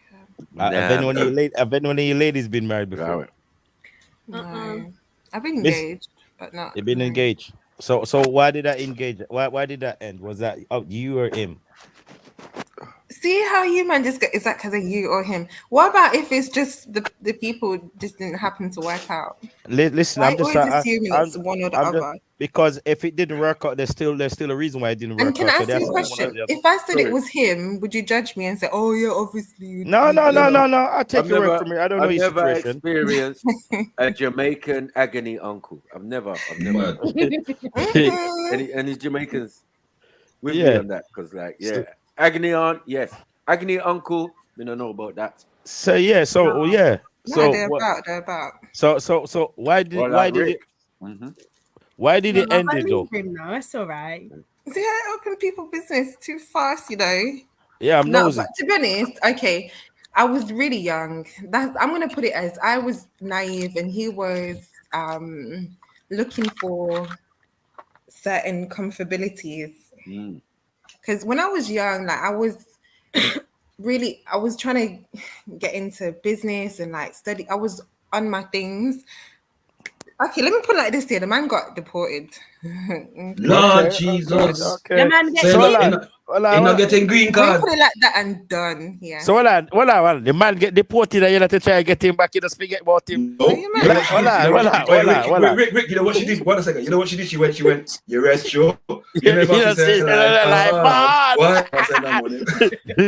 The rich. But so yeah, I'm laughing. So on. Because he got deported, you just forgot about him. No, sir. What about? Nah, there's more details to it, but no. Well, tell me. Sometimes you have to go your separate ways and be done. Listen, I deported and have another girl at Jamaica. Yeah. When you met him, did you know that he had immigration issues? Of course, I was naive. Yeah. No, naive, yeah. But listen here. I would definitely naive, yeah. I would support you if you said that he was a cheating Jamaican. I'll be like, yeah, the wall of them. Don't trust them blood clot. He's Kenyan. It's Kenyan. Blood clot. So you left the man all the way to Africa for suffer fire for you, man. No, man. Nah, but you know what? The man was here for 21 years. Me and him only got engaged. Calm down. He has a picnic here. Me and the baby mom were actually good local friends. Listen, the man was here for 21 years. His brothers, his sisters is here. His mom, his dad is here. Everybody is here. He's got a sister in America, but everyone is here. If I ever tell you what that man wrote on his immigration status, you don't think I'm joking. When I say I seen it for my own eyes, and the man said, okay, I don't even care because I'm not with him no more. The man said the reason he can't go back to Kenya is because his mom is known as a witch. And if he goes back to Kenya, the people are going to kill him. And when I say to you, it was literally written in his interview in black and white. That's the reason that he gave. And I was just like, so how do you know he's lying? What do you mean, how do I know his life? Maybe how do you know he's lying? How do you know he's lying? Maybe his mom is known as a witch. How do you know he's lying? Yeah, I didn't, obviously at the time it came across my mind, but at the same time it was nothing that I wanted to deal with either way. If your mom's a witch, I don't want to deal with it. Even if your mom wasn't a witch and that's the excuse that you're using, I don't want nothing to do with you people. And I was 19, like literally, I was expecting, you know, I was expecting something different, but fuckery, blood. Yeah, that situation went left. So when he got deported, Rosa. So Rose, 1 second. You said that he was there for 20 plus years, yeah? You were 19, yeah? Sorry about this. You actually opened the door for this question. How old was he? I don't mind. So yeah, he was, oh my gosh. So he lied to me, of course, in the beginning, saying he was 30, and then the man turned out to be 33, 34. I don't even know. Bridget, I don't even know. But the man at the end turned out to be like 33 or something. Because I seen his passport one time. Not passport. I seen another paper, and it said a different date of birth from the one that I normally. He's freaking trust me, man. So guys, keep this in mind. So cool. So it wasn't his fault he never had to stay in this country. It was his mom's fault. His fault, man. No, it wasn't. Well, how you can blame anyone? So if he's cool, keep him out. Hold on 1 second. Terrence, these people were Terrence, you know, because I'm reading the comments. Ricky, it's not anyone's fault. But yeah, fire. Don't ever call bad man Ricky again, Rose. Rick. Don't ever call bad man Ricky. So Rose. Oh, sorry. So Rose. What's your name, Rick? Rick. My name is Ricardo. So okay. Yeah, I'm Rose. If you keep in mind, if he's 33, yeah, he was there for 21 years plus. So that means he came here when he was 12. His mom is the one that should have looked after his papers. That she just didn't do that. So again, it's not his fault. When you turn 18, right, and now that's 10 plus years. They were part of this church, whatever church they want to call it. I'm even ashamed to even say I was part of the church, but like there's so many things that he could have done to get himself there. And no offense, he had a child here and he messed up the situation with the child's mother because they wanted to use the child for custody and stuff, and it didn't go their way. So he had to run, like, you know, it was just, yeah, it was a mess. I didn't find out a lot of this until after he'd already left the country. But until he was like because he obviously when you get deported, you're in like an attention center for a good couple of weeks, a month. Immigration center. Yes. So obviously I was just kind of finding out things, but yeah, I get what you're saying.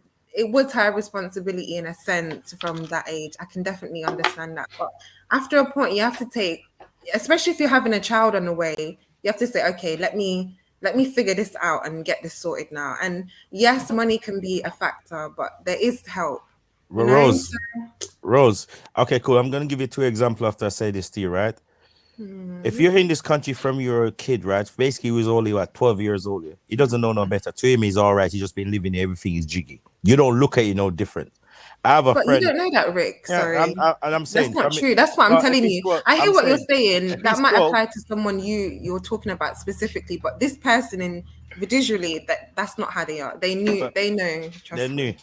But they were just comfort. Okay, I got a friend that was here living here since he's 5 years old. Yeah, this nigga didn't get he didn't get no paperwork, no nothing. Yeah, and then he got involved in the riot. They took him up and deported his rascal back to where he's from. Yeah, I got a next friend that his mom got pregnant in this country, left, went to have him in Africa, bring him back to this country, they deport him back to Af. Yeah, because he was. And It happens. Don't get me wrong. No, you got to sort the paperwork out. If you don't sort the paperwork out, you're subject to the foolishness. Yeah. Exactly. So that's what I'm saying. This is why I don't feel it for these Windrush people. And they go, the Windrush people, they must get this sent back home. Your blood clot been there all this time. You couldn't get them papers. Come on, bro. You think it's not? No, that's a little bit actually different. do have No, Rick, papers. that one's a little bit different, though. Yeah, No, it is different. It is. Some people do have their papers. It's actually the government. When I say going off legal terms, taking a mick, and then people been sorted. They have their papers. They have their house. What do you mean? Some of them are even house owner and landlord, and they're sorted. But it's just the legal jargon that comes with it that can push certain things. You know, either or either way. She said, but then I don't know, man. This English government is I don't even get into good politics stuff. That's another thing that gets me angry as well. But yeah. Big up all the omelette makers, them though. You get what I'm saying? This man. Big up all the omelette fritters. You get me? I ain't gonna. Omelette. Yeah, Carter. Where did you meet him? That man. Zamunda. Zamunda, you know. No, we met in London actually. Me and my friend used to live in London, and we went out to a bar one time, and we met him and his cousins, and we just started speaking and rare, and it went from there. Yeah. Did you jump off the speaker box? I moved to London. Lol, motion. Okay, Just for context. I'm classy and nice. I don't do them sitting there. Class. Man, no one, no classy girl. Classy and nice. Of course. And don't even get me started. You say you're a boring girl. We don't want to boring. We not for my man to find out. That's not for you to find out. If I'm fun for everybody, then I'm not fun for nobody. Okay, cool. Hey, Rose, you know I'm gonna support you in that one, yeah. But Rose, I'm gonna support you in that one, yeah. But yo, Motion, correct me if I'm wrong. She loud. You know what she loud. You see where she go and she loud. You know what she loud. Full stop. I have that. Don't even feel like you have to say anything. I got mad. She had do the propeller and all them madness. You know what I mean? She go to a dance. She's the one that go, oh, I only do this once a month. When she got here, whoa.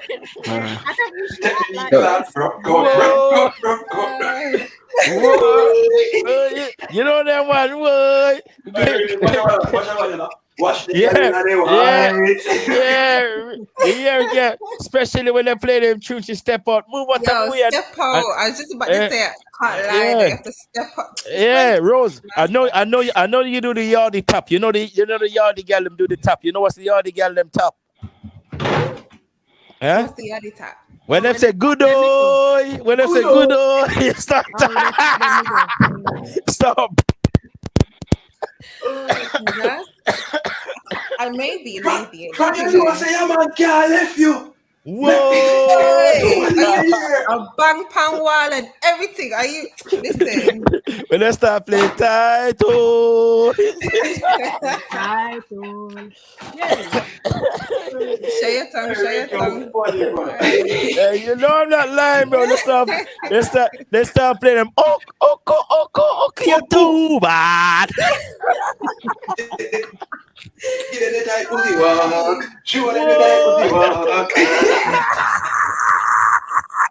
You know, there's 10 cruiser girl and all of them screen each other. All of them screen each other like they're better than each other. And I can tell you which is her favorite tune. I'll tell you which one is her favorite. Go on.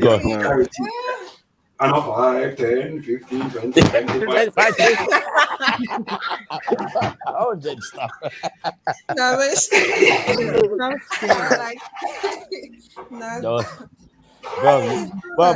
But Motion, you know what every crew's got though? Every crew's got a whole, I shouldn't say it, let me be careful. Every crew's got a grandma in it. Every crew's got a granny in it. And oh my God. Yeah, the one that always wants to go home early, the one that always moaning that No, it's hurting her. no, man, no. Just as bad. What do you Yeah, mean? the granny them are the worst like that. What's that woman? What's that woman that sing that song? Lady Saw. Not Lady Saw, man. This new woman. What's her name, man? The one that sing One Man to Me Goody. What's her name, man? No, not that one, not that one, man. This new older woman. Hey, this the one that was on Sting. No, man. No, not Macadam. There was on Sting. There was on Sting the other day, man. Them two old women was on. I know who you mean, but I don't know their names. Yeah, I can't remember their name. No, these are new ones. These are new ones, son. What's it? New Sting. Sting is done, fam. There's two grandma and Sting beefing, fam. It was what above. It was a scene in war and Sting, fam. Some big woman beefing and Sting, fam. Big woman, son. Axel said me cool, you know. Stop it. Yeah, don't mess with that. Nah, man. Axel's on a next level pathway now. She be singing Jamaica, Jamaica. Yeah, Axel. All the way again, man. Oh, Aero said Queenie. Queenie, yeah, that's it. She needs. Oh gosh, Queenie and Dewey. The one with the young boyfriend. Yes, Queenie and Dewey. Jesus, them people. That's a proper big woman, you know. That Queenie woman is a proper. You know what? I want to get her on my show. I reckon I would have some laugh with her, you know. I reckon I would bust up. I need to make sure I got a big bottle of water, fam, because I know I'll be laughing and coughing a lot, bro. Yeah, Queenie make you laugh. What? You know what? That'd be a good link up, though. That would be interesting. Hey, you say, oh yeah, man. Yeah, I want to get her on my show because I know you would go off because she would say some stuff that would make me shy. You make me shy. Make you shy. Wow. Yeah, because she's a big woman saying certain stuff. I wouldn't know what to reply. I think Rick likes that stuff though. He likes that little controlling. Nah, man. Type of. Nah, man. I don't think so. I think he would put up resistance. I just wouldn't know to reply to her because she would say certain stuff and I'll be lost for words. I'll be honest. Even now, the girls on my show, sometimes they say stuff and I'm lost for words. I can't even cap. You know what I'm saying? Sometimes they say certain stuff, I'm just like, I can't believe it. It goes off. Goes off. Season 2 is coming up soon. Going off. Check it out. They say Unique, you're coming in season 2, yeah? No, hell no. Why not? You can come along and educate these girls. Why you don't want to educate these girls? Why not? You're gonna pay me? Yeah, I'll pay you for your time. All right then. For your time. I don't like the way you said that though. Yeah, that's make sure you are overpricing Unique. So this is what people don't realize. So you got a job, right, Rose? Yeah. Mm-hmm. Cool. When you go to work, what do you think you're getting paid for? Rick, why do you feel like you need to mansplain to me? I understand. It's just a joke, brethren. Cool off. Mansplain, you know. Feminist thing. You know. I understand. Believe it or not, I understand the concept of paying a person for their time. Yeah. For their services, for their knowledge, for their skills. No. You get paid for your time. That is actually, you get paid for your time. You don't get paid for nothing. You get paid for your time. Okay. It's a messed up thing. That's why they say how much you get paid per hour. You get paid for your time. It's messed up, but it is. Yeah, that's how it runs. Of course. Fire for that though. So you saying when you getting married then, Rose? Not till I'm old. Oh, it's debate time soon. Yeah. Stop trying to shift. I said when you can't get do a married, shifter, man. Yeah, you're not shifting the question. When you getting married? Big up Black Jesus, man. It'll happen when it happens. Probably when I'm a bit older. Older, you know? Not old, but like I think maybe my mid-30s, possibly. We're gonna have to abbreviate your name or something, BJM or something. I don't call me my Black Jesus minister every time. It's long, man. I can't even say the middle one. The middle one, I can't say the middle name. You can't say Jesus. Yeah, I can't say that, boy. Jesus. Yeah. Big up, Yara. Okay. But you guys are gonna have a debate now, yeah? No, yeah. Shalom. Big up, brother. Big up. Once the debate. Okay, big up, guys. I'm gonna listen to the debate as well. Yes, of course. That's the same thing I'm gonna do. Shalom, shalom, brother. Shalom. Make sure you lot pop back after. All right. Return after, don't pop back. Don't pop back. Yeah, they don't pop that cherry around here. Yeah, pause. Ain't no. Oh my goodness. What on the cherry popping is going on, man? Yeah, I'll pop. What? I'll pop the anyway. You're gonna pop what? No, I'm gonna mute. Yeah. Let's talk about the Bible. 42 laws. Get me. Sorry, you ready, inspired me. I'm about to do an omelette quickly. Bro, I'm never gonna lie. I was thinking about the same thing, you know, bro. No cap. Omelette, you know. You guys are funny. You get me? So yeah, where's Black Jesus Minister gone? Probably going to get the others.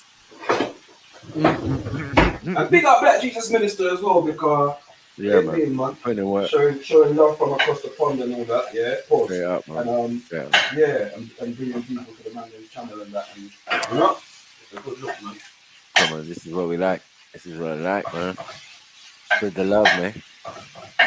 UK US Kaneki. Now we do, family. Big up.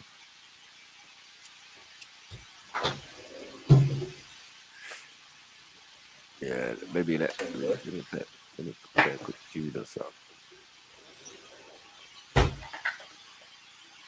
I am on this guy's channel though. Motion. Yeah, the brother's channel. Yeah, man. It's looking Germans, good, bro. Yeah, Germans, fam. that was fire, man. That was fire. Still. I did post some more links in the chat still. There was the one about the Indian thing. Oh man, I wanted you to play it while H was there to see it malfunction again. Yeah, that's how I was looking while he was talking. I was thinking, yeah. I got something for you, you know. I'm sure I heard my man talking about something. Yeah, yes. Like Jesus Minister. Let me get my uniform on.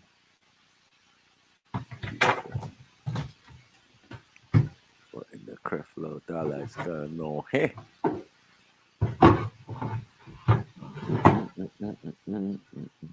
Right. Just go on mute quickly. Know what time it is, blood.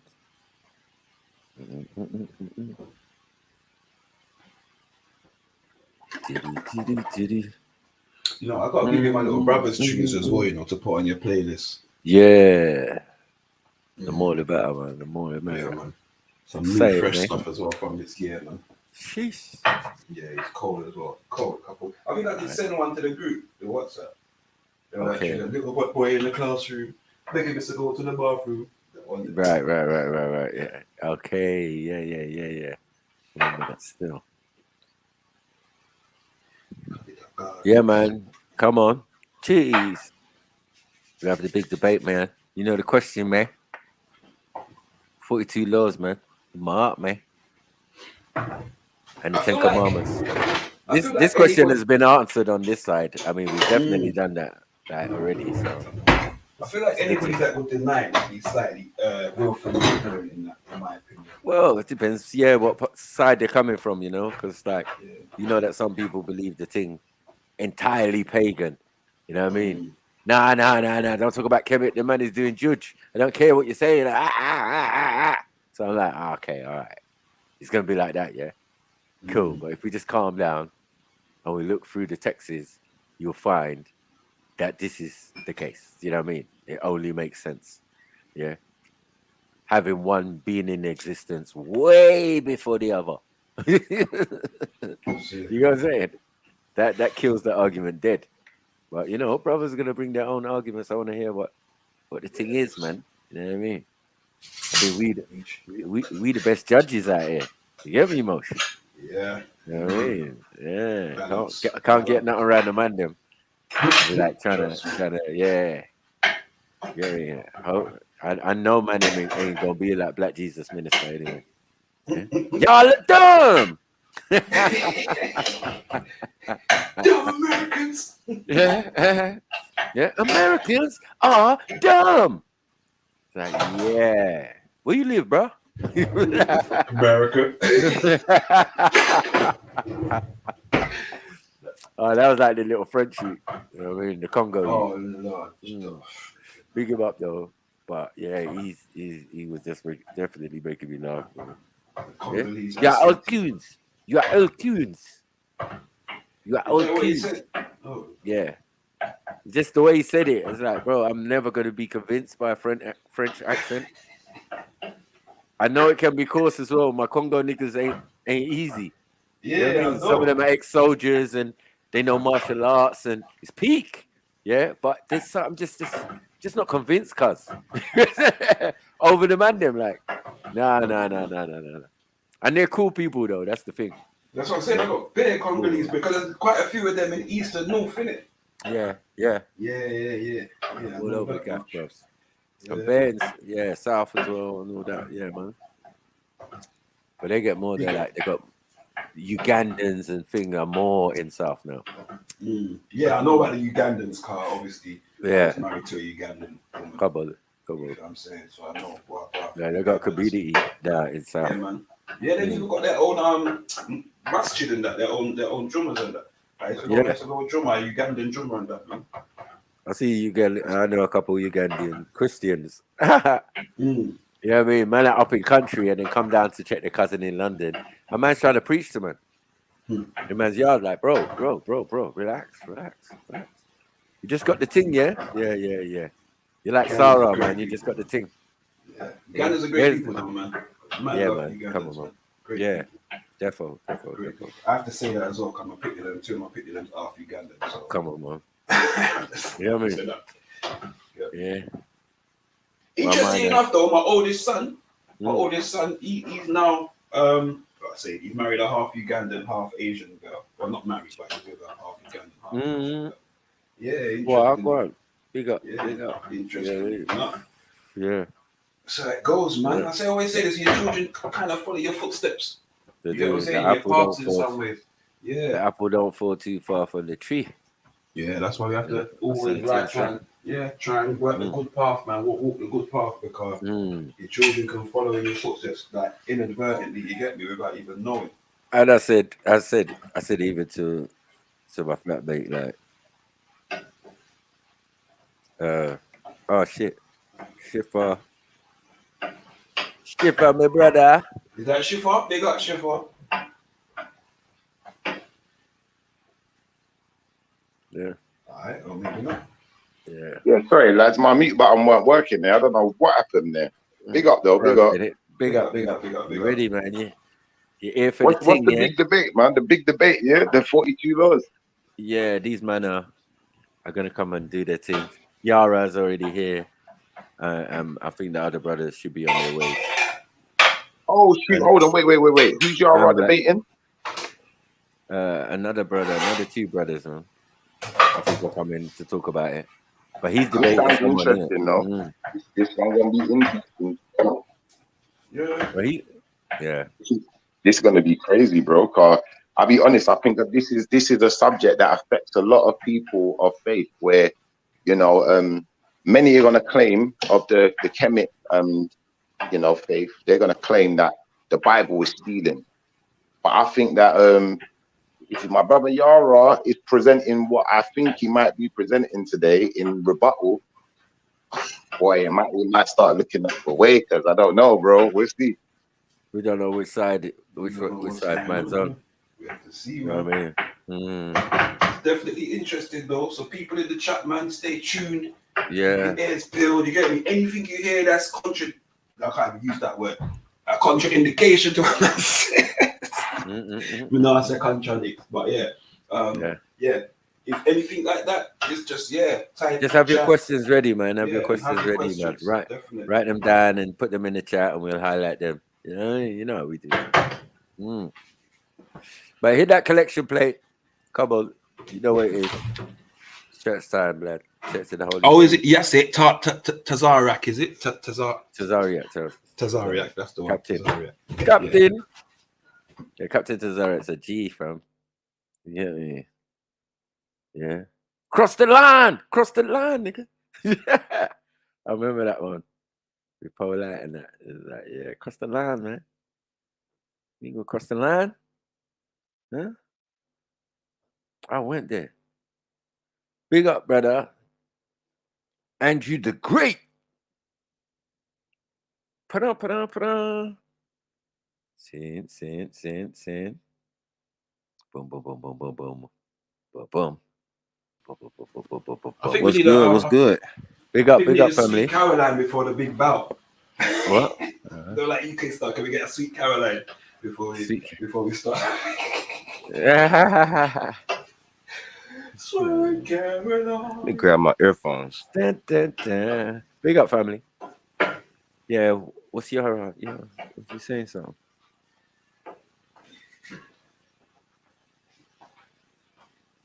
Yeah, so we got two brothers here. Andrew the Great, Yara, as you know, some of you already met him the other day or heard from him. To get me. So we're gonna do this. US and UK link up. Come on. Are we gonna? So I'd say we need to. I kind of like. I know it's a conversation, but I think we should give them a little format as well. Maybe give them a 5-minute introduction, state their points. Yeah, and then maybe do another like presentation if they got a presentation, and then question and answers. Maybe. Yeah. But remember, it's a pre-debate. It's a pre-debate debate. Yeah, we'll see.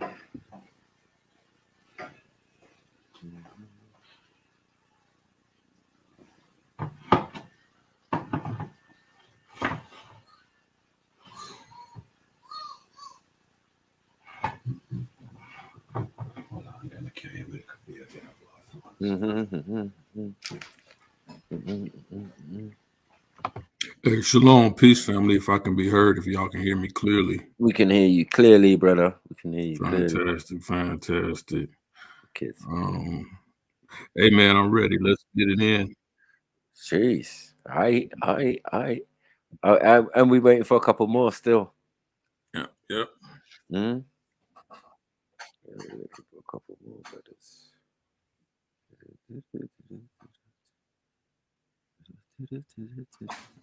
I see the question on the screen. And correct me if I'm wrong, please, sirs, Right. and ladies. Did I hear that this question has been answered on this side of the pond? Is that what I heard? Yeah, we done that. We done this already. Yeah, we done this already. A long time. You know what I mean, so it's a good one. You know what I mean? We like to see other brothers' perspective. You know what I mean? On it. Yeah, You know what I'm curious. I'm curious to hear what you guys' outcome was. Oh, I mean, we felt that, you know, it was based in some truth that the 42 laws of Ma'at predate any biblical interpretation of a same or similar text. So yeah, we could clearly see that the 10 commandments was only 10 out of 42, you know. So it might be said slightly different, but yeah, the first one is the latter. So we've got to deal with that first. If that came second, then yeah, there might be a case to say maybe not. Maybe it's the other way around, but no, I can't see it any other way. It's kind of. Can we say categorically, yeah, that there were never any Israelites in Kemet, and that there's no possibility that those Israelites could have even had an effect on the creation of those 42 laws? Well, there's always been Israelites in Kemet. That's the whole point of being an Israelite. That's where that's where I was kind of looking at it from that angle. Like, is it possible that it's the same people group, but we've separated them into these different groups? Yeah, we've done that, and I find a frailty in that, and I think a lot of other scholars and brothers have found frailty in that, in saying how could you distinguish other than supposedly garments, you know, that they were wearing that were different. You know what I mean? How could you tell the difference between a Kemetan and an Israelite and a Nubian and a this one and a that one? Do you know what I'm saying? Who all seem to be in that location at the same time. You know what I mean? Brother Yara here, you said, isn't it? Brother Yara's here already, isn't it? Yeah, he's here. He's here. And Andrew the Great. Yo, brother Yara, I want to ask you a question. Yes, sir. What is your opinion on the 42 laws of Ma'at? In the sense of, do you see them as a good thing, bad thing? Do you agree with them, disagree? Can you give us your understanding of them and your inclination towards them? Well, I think that in their context, what we call the 42 laws of Ma'at is a complete misconception. First of all, categorically, I heard somebody use that categorically, they cannot be construed or they cannot be taken as laws. That's the first strike against this type of argument, right? They are not laws, but they are exactly what they have been told us to be from the very beginning. They are negative confessions. Negative confessions are not law. And I'll just give you just a brief understanding of what I'm saying. Just as if you walk into a Catholic church and you go into a confessional and you confess your sins to a priest, right? That's a negative confession, right? But can those confessions identify principles to some extent? Then? Well, actually, they're not identifying. They're not even identifying principles. If you understand the actual culture of what we find in those books of the dead, right? Because basically what they are glorified obituaries. Well, That's really what they are. I think they're supplimations, and we know what supplimations are. That they originate, as I said, in the book of Coming Forth by Day, which is now interpreted as the Book of the Dead. But you see again the negative connotation put onto all of this information coming from the European. So it's his interpretation of what he thought they were thinking on and their process and blah blah blah. So I kind of agree that it is not 42 negative confessions and all of that. That is a later addition in a sense to make it seem religious, because from the commenting point it was not part of religion. If they are laws or if they are supplimations that you make to the unseen creator, then I have not what was it? I have not spoken ill of the thing. I have not worshipped no other deity or entity or netta, or you know what I mean. So I've got that. I've got those books, like the book of Coming Forth by Day. So which have the same thing, yeah. So Mackie, would you say that they're so those confessions would be, because what I'm hearing, I would be like a way to, I say eternal life, right, in inverted commas, right? But if you can meet all those 42 laws, you would, if you can confess all those 42 laws and you haven't done this, you haven't done that, you haven't done that in your lifetime, there's some way that you're... Excuse me, everyone. Excuse me, please. Please excuse me. Big up. I'm presently having a storm over here in Houston, and that caused me to delay, and I had difficulty getting on, so I apologize to everybody. No problem. And also to Yara. Now, is brother Andrew here as well? Is he on the stage? Yep. Okay. All right, and I would like both of you brothers to turn your videos on so that people can see who you are. If need be. And let's have an even exchange after Yara answers the question. Can we have someone pose a question to brother Andrew? And then I don't know if these brothers have formally introduced themselves and given you all some background. Has that happened yet, brother Sniper? No, not yet. We was just trying to make everyone get in the room first. Okay, well, let's get in one or two more questions from both of the contestants, and then let's allow them to introduce themselves if that's okay with you, brother Sniper. Yeah. I think we might as well just go into that right now. Go into it right now, brother. My question is not important, man. We can discuss that later, man. The brothers can probably hopefully address that at some point. My bad. Hey, I'm having trouble hearing. I may have to log in on my other phone or something. Do that if you need to, brother. Okay, that'll be fine. That'll be fine. And so anyway, I see Elder Yara, his video's on. And brother JJ, the other handsome brother over here, brother JJ 7000. Many of you all in the UK know this brother from Sarnetta TV, a famous debater, the people's champ. We call him the people's champ, brothers and sisters.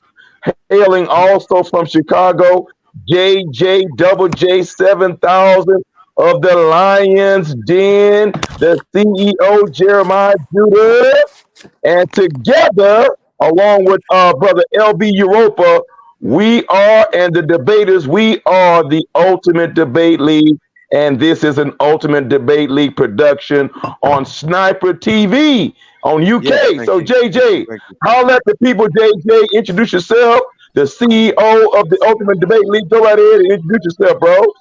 Welcome, brother. All right, man. Peace and blessings, man. I appreciate y'all for letting us come to your platform, Sniper TV. Appreciate the exposure. We're very humble, and we just thank y'all for supporting the tournament. We appreciate that very much. I'm short and sweet. I just want to get to the tournament, let these guys get it in. Peace. All right. Brother Yara, go ahead and do a formal introduction while we're waiting on Andrew, the student. Okay, I see Andrew. So I'm gonna let Sniper take over. So Sniper, go ahead, bro. You can introduce them and let them introduce themselves. Yes, big up. Respect for coming to my channel and doing this. This is what I've been about for years. We definitely been into the debates. I've had a few myself, you know what I mean? And yeah, obviously we're here to facilitate. We quite versed on this, on the particular subject as well. So yeah, this is gonna be good. Yeah, let's get it in. So yeah, the other two brothers to introduce themselves. All right. Man. Everybody introduce themselves, man. You got me. All right, Who what's next? up? Who next? Go. What's up with everybody, man? Jeez. Andrew the Great, you know what I mean, representing Indianapolis, Indiana. When it comes to this debate, I'm on the side that says that the laws of Mayat or the principles of Mayat did influence the Ten Commandments. Right. I feel like it's sound reasoning, it's archaeological, if you actually, it's biblical. It's so many different angles that you can come to like make this point. I respect the Hebrews. I rock with the Hebrews, and I wish they would accept this because I feel like this is what makes people call them pseudo. Is when somebody sits a piece of hard evidence in your lap and you act like it ain't there. You just It's like you really, I don't know, I feel like they're protecting orthodoxy. They're not really trying to reason or even try to find the truth. They playing defense, and and it shows to people that's not in their circle. So that's what I want to talk about. Me myself though, I come from a music background. I produce. I do like TV type stuff here in the city, music festivals. So I'm really out here in the culture. But on the weekends, you know, I beat up Hebrews. So that's what We I'm love that. We love that. Big up. Jeez. Who next? We're saying. What about JJ? What's JJ saying? Yeah, JJ 7000 is a dangerous guy, you know. Watch out for this one still. Where JJ at? All right, Yara, brother Yara, you might as well. Yeah. Peace and blessings, family. Peace. Peace and blessings, family. Shout out to everybody on the panel today, man. I appreciate, man, the Whopping Sniper TV, man, for making this possible, man. Come on. For bringing this to this audience. It's an older topic. Definitely, it's an older topic that many people have tried to approach, but I'm definitely going to bring something new. When we first started out in this particular putting this debate together, my brother Andrew, going by Andrew the student, but in this video, I guess, in this challenging me on this topic, I guess he's looking to make himself great. So what we're going to try to do is deal with this particular topic. And what I'm going to do is I'm going to go actually into what people call the 42 laws of Mayat or the negative confessions. I'm really going to teach people what they actually are and what they're about. right? Yeah. So I'm going to challenge the brother specifically on what he just said, talking about the archaeology, which I really don't believe that he actually understands. Because if you actually understood the archaeology, you wouldn't be here for the debate. This wouldn't be an issue for anybody. But I also heard people on this panel say that their argument has been answered over here because of what they think they see are similarities or things that may have been just supposed between the two. But this is going to be a lesson, man. It's going to be a brief lesson today. May 27th, we're going to actually have the actual debate. And then you're going to get a full lesson and a full breakdown and understanding what this is that we're actually reading, what it actually is, and what it is about. I heard one of the other brothers say that a lot of what we understand of the text today came from European scholars. That's correct. But even this particular argument itself in the stance that itself, that the 42 laws of Ma'at or the negative confessions influenced the 10 commandments of the Decalogue, that's an even bigger European argument that we're going to break down and destroy. So, hey, man, I'm ready to get in. Subscribe to Elder Yara, right? That's my channel. That's right. I am an Israelite. That's the paradigm that I come from. So I teach in that manner, in that aspect. So this is the book that I stand on when it comes to these particular topics and these situations. But we're going to get into the science, the technology, the engineering, and the mathematics that goes along with this particular argument. So I don't know if the brother is ready, but it's too late for him now. He showed up, so we got to get in it. Yeah, I love that. Love that. Where's JJ? JJ run? JJ run? All right. Now JJ is a good debater though, so I'm interested to see how this goes. Because you sound confident as hell. I'm not gonna want to tell, but you sound real. It might be a setup. It might be a setup. And StreamYard can be a bitch sometimes, man. It'd be moving funny. You know what I'm saying? Hey, brother JJ, you still here, JJ? He must have walked away. Brother JJ. All right. Well, anyway, brother Sniper, if you will briefly allow these brothers, if you will allow these brothers an opportunity to kind of give us a little bit more of their background, a little bit more of their spiritual and educational journey. How did they come to be who they are? Where did they start? You know what I'm saying? So if you allow them and under your selection, dear brother, to give us some background about who they are and how they came to be, I would greatly appreciate that. No problem. But let Lions Den CEO. You get me? I suppose that's JJ. Is that you, JJ? Yeah. Well, it's your time to say your thing, man. I'm gonna put you on big screen. I spoke earlier, peace and blessings, did you? man. Yeah, man. I appreciate everybody showing up and participating in this tournament, man. I just want let the action go, man. I'm falling back, man, and enjoying everything. And like I said, meeting all the new people.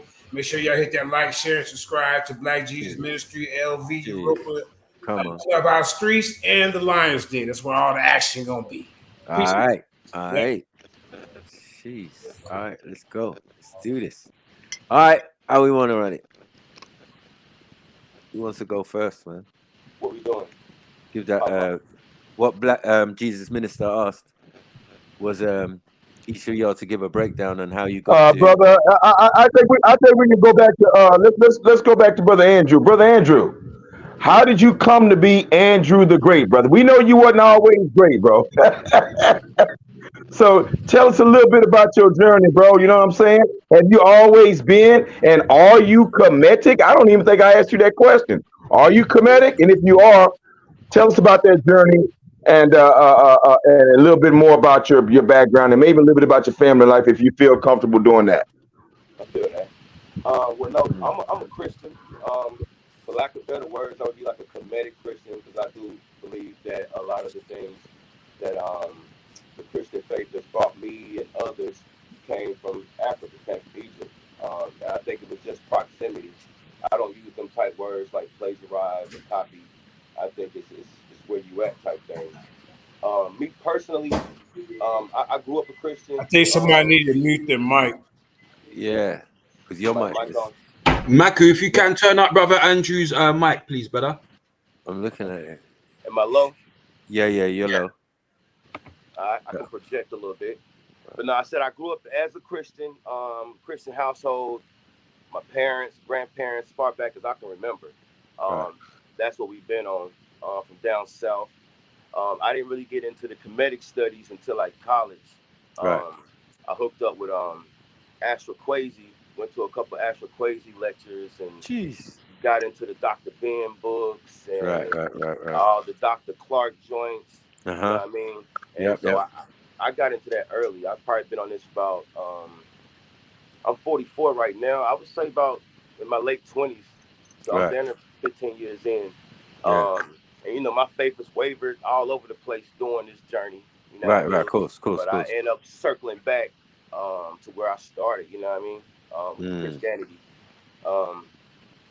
So that's a little bit about my religious background. I mean, I've been to college a couple times. I'm in college right now to be an electrician. You know, my original name is Andrew the Student, because I feel like we need to be life learners, like learn for life. I know the student ain't an intimidating moniker. Of course. Until you meet somebody that actually studies, and then you got to deal with them. You know what I mean? Right, so it's a whole different story. But yeah, I stand on the backs of my ancestors. H.O.K, well, he's still alive. But you know, Dr. Clark, Dr. Ben. Yep. Rest in peace. Yeah, and I've had like all the DVD documentaries. Like Right, I've been watching this before YouTube. I was on this. You know. Same. So that's a little bit of my background. I don't know if that was enough for Brother Jesus. If you got some actual questions, it'll be easy for you to answer questions. All right, brother. I think you did a great job right there, brother. Yeah. I think Black Jesus Minister, it's time to get it on and let the brothers. I give them a couple minutes to lay their premise, and then let's get it in. Yes, sir. Yes, sir. No doubt about that. All right, that's fine, brother Clifford. You want to control? Go ahead, brother. All right. So who wants to go first? Let's get this in, man. Y'all pick, flip the coin. I'm with whatever. Okay. Y'all must want to go second. I like. Never quiet. Well, it doesn't matter to me. I mean, I'm taking the affirmative. I'm actually taking the affirmative. All right, yeah, affirmative in the action. debate. That's So, right. I mean, I can go first, but it doesn't matter to me. Wherever you feel comfortable, doesn't matter up. You're gonna end up in the same place anyway. So, I think whoever feels more confident should go first. If you feel like you're more confident, go first. It's done. Brother Yara looks like he's ready. He ain't playing no games. So let's go. Or do you want me to do a coin toss? Forget all that.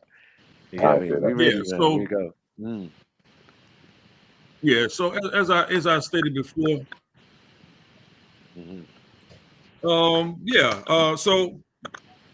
just real briefly, I do associate myself with the Hebrew Israelites. I am an Israelite. I'm a bit more of a revisionist. Most people will say that in that terms. I did grow up in both a Christian and an Israelite household on both sides, so I grew up in both paradigms and both shifts. But throughout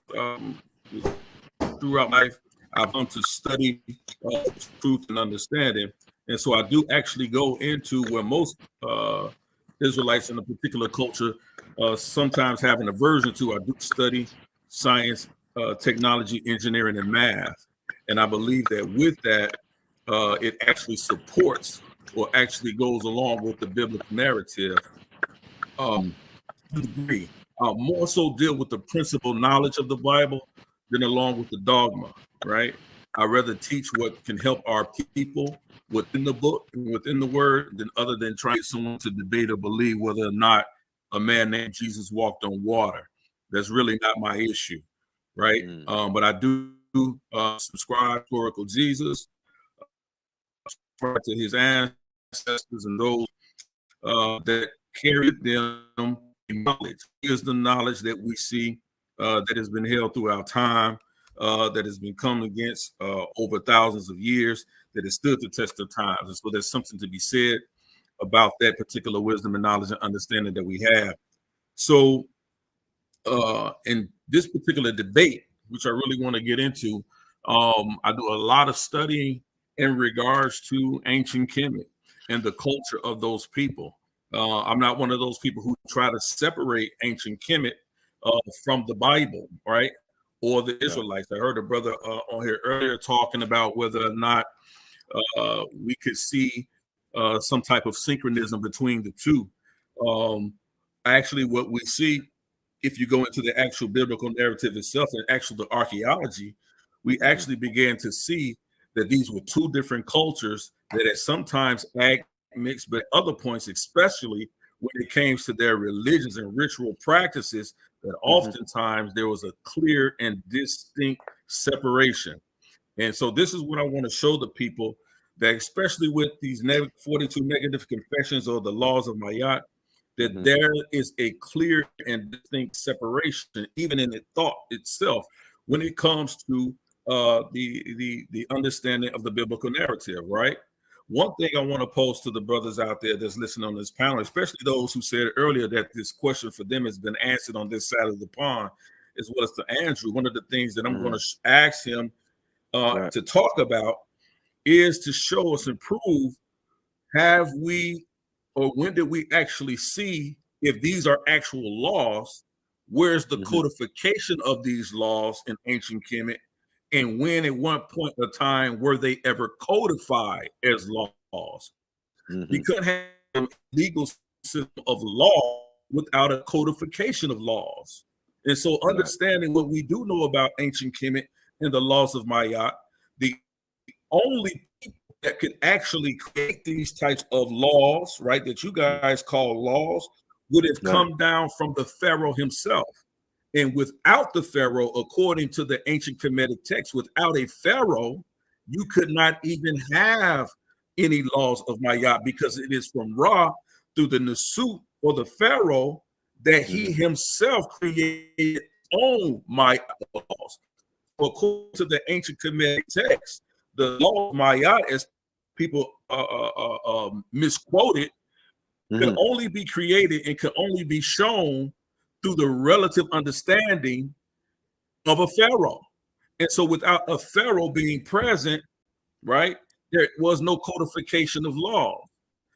And you see throughout history in this context that the laws themselves will actually change based on what the Pharaoh is. Because if that Pharaoh decided that in his system of justice in Maya, it was fair for him to take your wife and bed her, he could do that. And you had no recourse. That's Maya. If he decided to enslave one of your children based on the fact that that's just what he wanted to do, then that's Maya. And you had no recourse for that, because now the Pharaoh himself, who believed in certain times that he was Ra, that he was the highest deity, the highest form of creation, then you had no recourse against that. This is not what we see when we talk about the Ten Commandments. It's something completely diametrically opposed to one another. So to say you see copying or to say you see plagiarism is not actually what you see. What you see is something that completely goes against it, something that actually heads off any argument or discussion of influence. It does not exist. And for anybody to understand this type of argument, you actually have to know what it is that you're looking at. So it's a reason why these negative confessions are found within the books of the dead. These books of the dead are nothing more than hyper obituaries. That's all they were. And as a matter of fact, and if you actually read the 42 negative confessions, if you actually ever studied them, it's a reason why they're called spells. They're called spells. They're not called laws in any one of those books of the dead. They're called spells. It's the reason why they call spells, because the ancient Egyptians believed in Heka. They believed in the system of magic. And with that magic, their purpose is that upon your demise, before you could enter the Amduat, before you can enter or go past Cyrus, right, the weighing of the heart of the feather, before you can go through that ceremony, if there was anything that you had done in your life that would cause you to not pass that ritual of the weighing of the heart and the feather, what they did was they would go to a priest, and anything that they had actually done wrong in their lives, their negative confessions, they would take to the scribe, and that scribe would write them a spell in order to trick Osiris and Anubis in passing this ritual of the weighing of the heart and the feather. But so they can't it's do actually that. not something that they did not do in their life, but it's actually telling us that these are things that they actually did in their lives. These things were not laws. They're exactly what they say they are, negative confessions. And I'm going to show you that in the pyramid text. I'm going to show you that in ulterior text. And I'm going to show you this going all throughout this entire debate that we have. I'm going to teach you what it is that you're reading, get you away from the European dogma. I'm going to get you away from the European understanding that actually tried to mesh these two things together, show you who did it and how it was done and why it was done. We got to get away from this false teaching and this false narrative that the 42 laws of Ma'at influenced the 10 commandments. And I yield. Boy. All right. I even had some questions there, man, for you. Well, I'll save them. All right. Big up yourself. You next. Yeah. I guess I got a response for that one. Jeez, straight. Hey, shout out to Yara. I thought he was spitting a little bit, you know what I mean? A little bit in there. I thought there was a couple problems with it, but he did say something that was so important, and he started off his whole round with it. He said that he would be seen or known as a revisionist. Y'all know what a revisionist is? A revisionist has never been like a positive like thing. A revisionist. Let's see. Get what Webster's. Someone who examines and tries to change existing beliefs about how events happen or what their importance was or their meaning is. A revisionist, like revisionist history. Somebody that will like go back and try to change something to fit their narrative. Right. So after he called himself a revisionist, he went on to do a revisionist work and like actually try to rewrite things.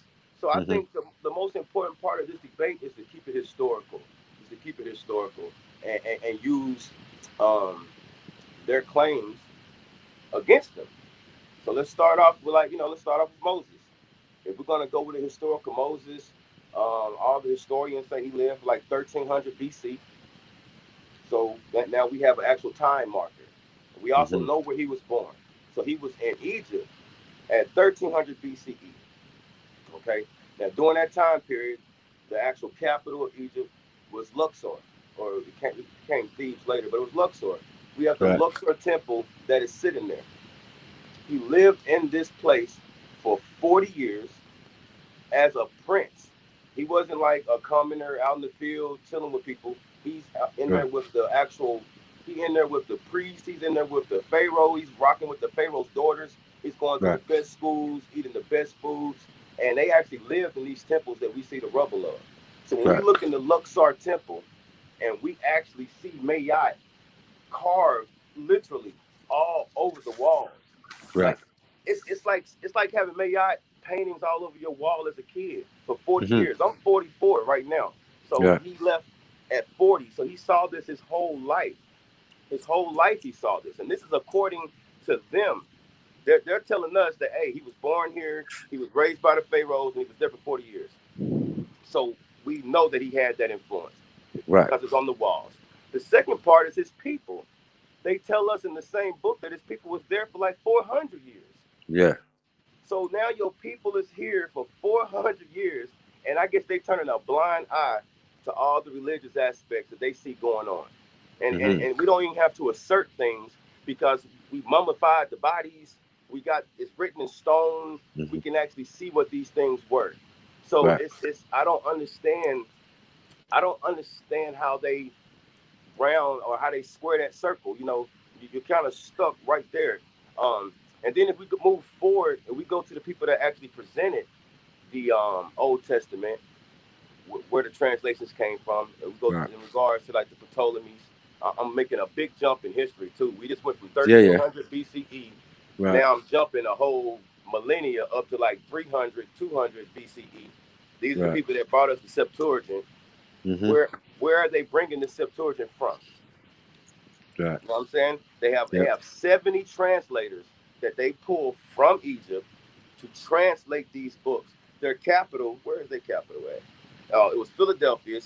Alexandria. They're in Alexandria. So the people that actually gave us the Septuagint, the people that gave us the first 5 books of Moses, when I say us, I mean they translated from Hebrew into the Greek type stuff. They're chilling in Alexandria where they built a temple to Horus. And it's still there. And if you go to the temple of Horus, guess who's all over the walls again? guess whose laws is all over the wall again? I don't understand how they can. It's illogical, and I think a lot of it comes from just like being programmed to be against things. When you start off calling it the Book of the Dead, when you Yep. know that the people there didn't call it that, They didn't like, call it that. No. not at all. You know that the European, not even the Europe, I'm gonna say the European and the Christian Europeans put that on there to make it look like, blasphemous, to make it look like it was like, just be negative, put it that way. So it's not called the Book of the Dead. He really shouldn't say that. He should call it Coming Forth by Day, especially being That's an right. African. That's Yep. one. And the second, it's not called the Negative Confessions. Right. It's actually called the Declaration of Innocence. Like That's right. That's what it says. Like if you was reading the book, it says a Declaration of Innocence. You're saying these things that you haven't done, so you can Right. To the Most High. to the afterlife. Mm-hmm. Yeah. He also talked about the codification.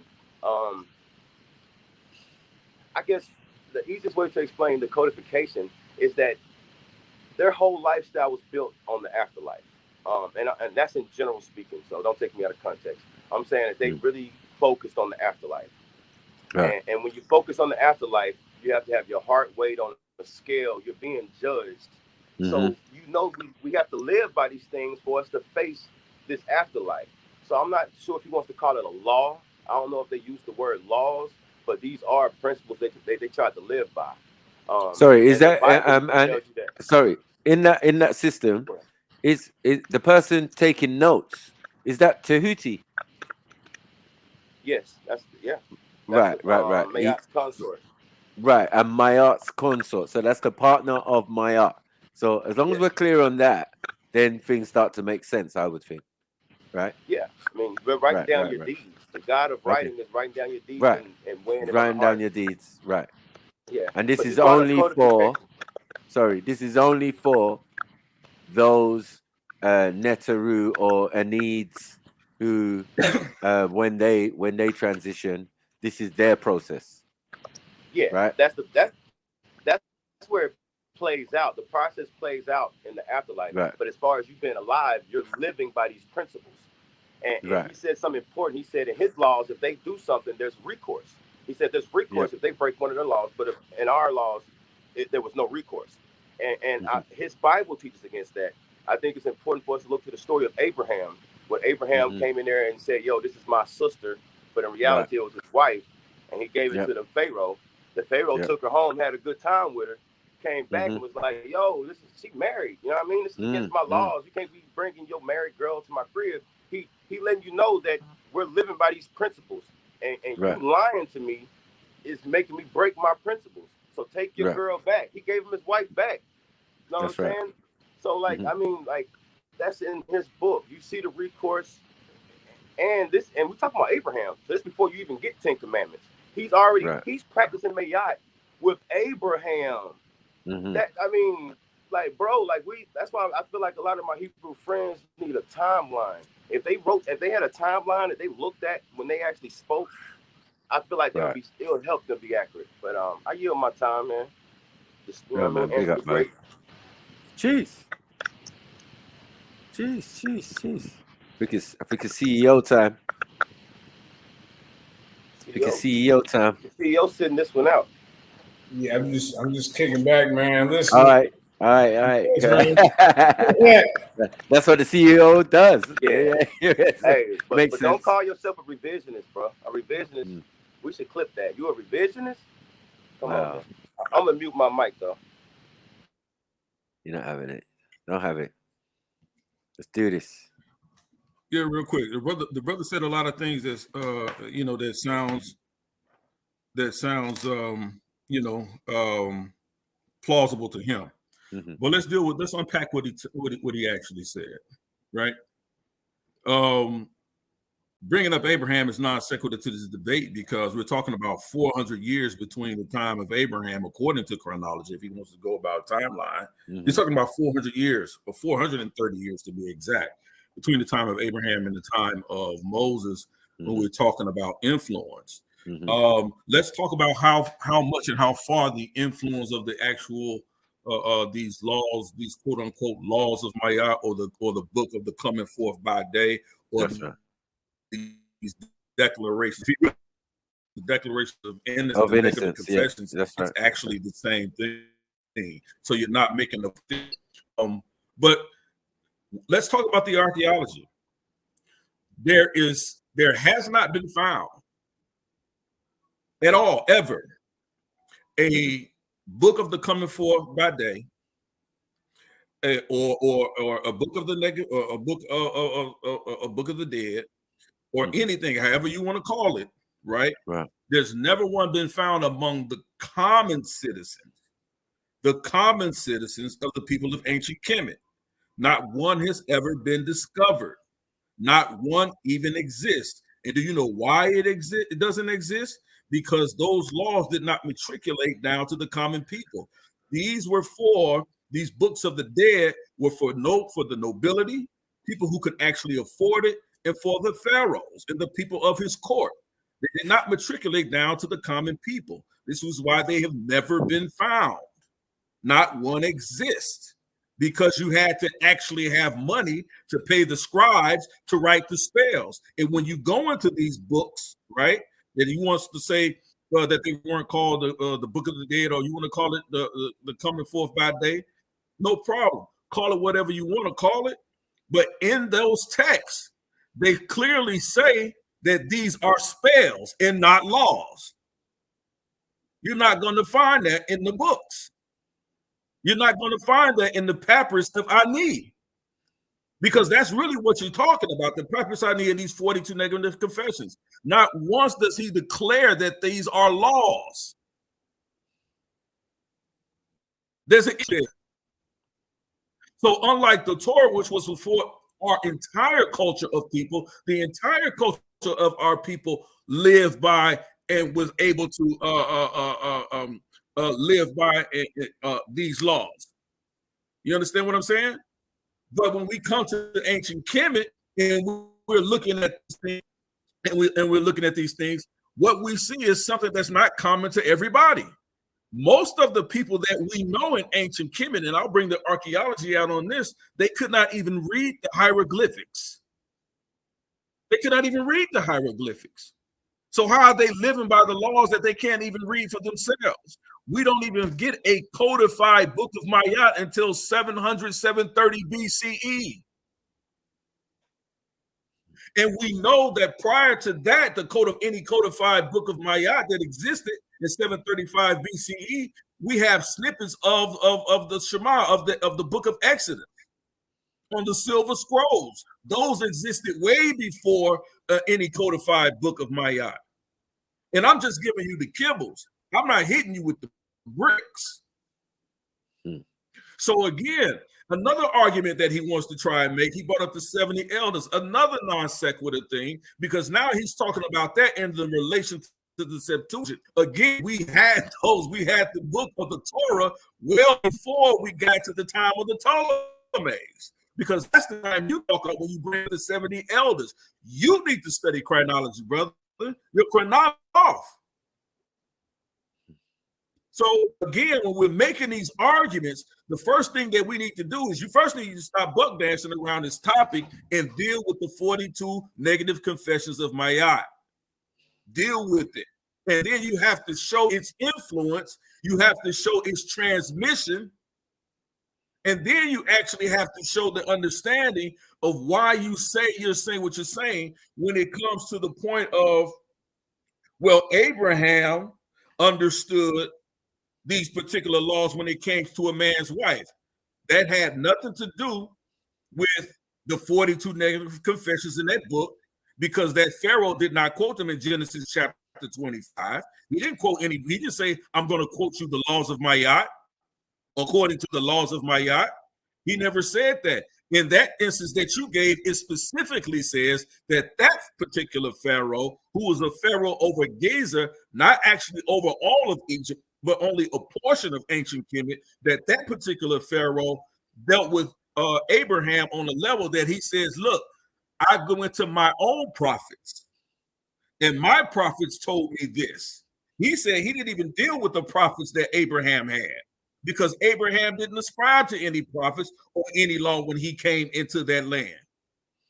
It said Abraham was a stranger to that land. right? So him trying to make that connection and correlation fails in and on itself. He can't prove that they were following the laws of Mayat. You made that up. And that's what he's going to have to do a lot in this debate. He's going to make a whole lot of stuff up that he can't substantiate with archaeology. He can't substantiate with anthropology. He can't substantiate in his historiography. But I'm going to show you that there was two different cultures living during the time. Let's talk about chronology. Let's say we go with a higher chronology or a low chronology, whichever one you want to take. But I think the low chronology. Let's say the Exodus was about 1446 BCE. Let's go with that chronology. That's one of you. I'm going to give you a heads up. We're going to go with 1446 BCE. You're going to have to show us transmission of the laws of Mayat in 1446 BCE down into the Canaanite or into the land of Canaan. I'll take you even there. But let's talk about where the Israelites were actually residing in the city of Avaris. When we get down into the city of Avaris, according to Manfred F.T.K, who's done excavations down in that land, he'll tell you that there was a culture there that lived down in Avaris, namely Goshen, right? In the Bible, it's called Goshen or Goshen, that they were completely different people that lived in a completely different, to the point where we see that the ancient people of Kemet would not even eat with them because these people were sheep herders. These people were goat herders. As a matter of fact, the ancient Israelites in that land, or the people in that land of Avaris, according to Manfred F.T.K, and the way that he dug out those long-faced sheep bones there, those people actually were eating lamb. The Kemetic people of that time, 1446 BC, had to eat lamb. They would not ram. They deified the ram during the time period. So clearly, see two people culture in the same. So try to correlate the theology and saying that these people didn't even keep the same dietary laws, but yet they kept the same deity practice of the deity. That's a false equivocation. You can't make that argument with I give you bricks, just giving you the pebbles. Starting to go in and out. Yeah, it's cutting. Yeah, that's better. I think it's you was cutting it out. Yeah. I think he done. You cut out at the end, Elder Yara. Yeah, I yield. I just said, brother, he need to go back and do a hard reset on his information. Okay. All right. Cool.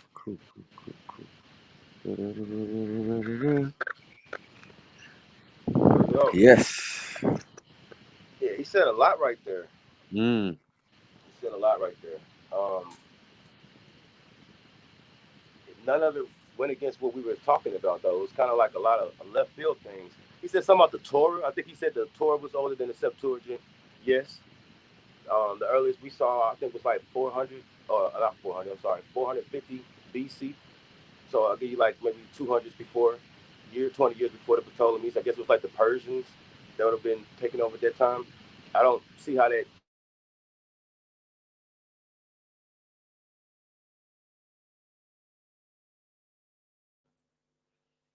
Is it me or is he cutting out as well? Or is he just frozen as well? That was him. Frozen. Yeah, it's frozen right now. Yeah, man. He needs to get some Kemetan internet, man. Yeah. The ancestors in Kemet don't want to hear. Some Kemet. Some Amara internet, man. Mad at you. Yeah. That thing you'll be saying is an act of Yah, isn't it? It's an act of Yah. Yeah, no. The other one needs Yahweh. He needs Yahweh. Yeah. Yahweh. Yahweh internet. Is it a Wi-Fi? You get me? What's going on? He's back. He's right. I know. You said Moshe. Yo, I'm listening, man. I'm interested, man. This is interesting, man. The brothers are making some great points. I know. Both some great points so far. My bad. My phone overheated. Hey, let him finish. They said Horace let you down on that one, brother. Can y'all hear me good? My bad. My phone overheated. Yeah, man. We got you now. Okay, I'm straight now. Yeah. All right. I don't even know where it left off at. I think I had just brought up how old the Torah was. And I was telling him like the earliest we had saw was like I saw 450 BC. I saw some Jewish dudes saying 1,000 years, 1,000 BC. So I guess that'll be like maybe 400 years after Moses left for the Exodus. I don't see how that can take us anywhere near the time of Mayat. I don't see how that's relevant. I think that's just something for him to hold on to and feel good about. I didn't get why he brought that up at all. When I brought up the Pharaoh that interacted with Abraham, what I was showing in that analogy was that Pharaoh actually had principles that he lived by. Yeah, now, he didn't call them laws, and he didn't sit down and have church with the brother and say, yo, these are the declarations of innocence that I have to make when I transition, so I can't be doing it to your wife, brother. He didn't say all that. He was just like, yo, this is against, what I'm on. We don't do it to people's wives. I'm a Pharaoh. I can pick any woman out here I want. I got concubine. I got all type of stuff. I don't want your wife, bro. That's what that was about. And is somebody talking right now? Because this phone is low. Now everyone mute up. You got echo. Someone's got echo. No, it's Black Jesus Minister. Somebody echoing or something. My bad. It's throwing me off. Go.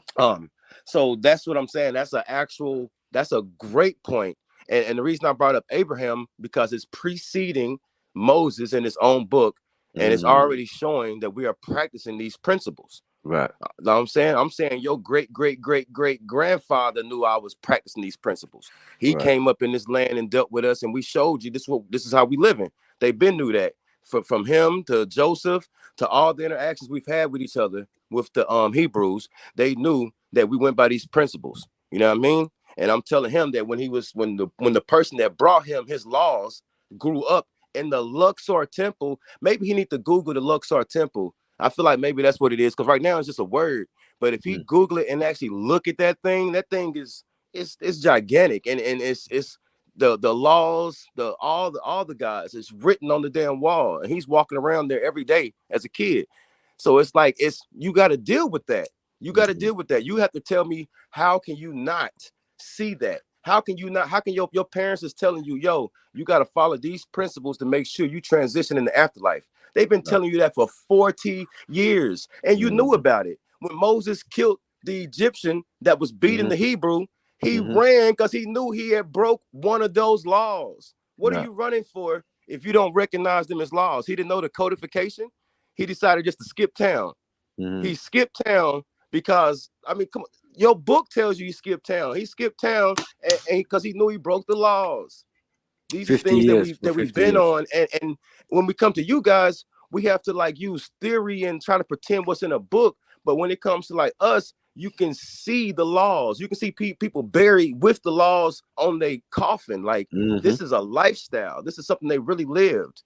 You know what I mean? As far as transmission, you got that from Garfield, and that is such a bad argument. I don't know why people keep saying that. They're literally saying, if you didn't catch me copying your homework, then did I really copy your homework? Even though we got the same answers, the same punctuations, the same grammar errors. It's like it doesn't even make sense. And if you want to talk about the transmission, what greater chance do you have than walking to the bathroom at night and Mayat's painted on the wall?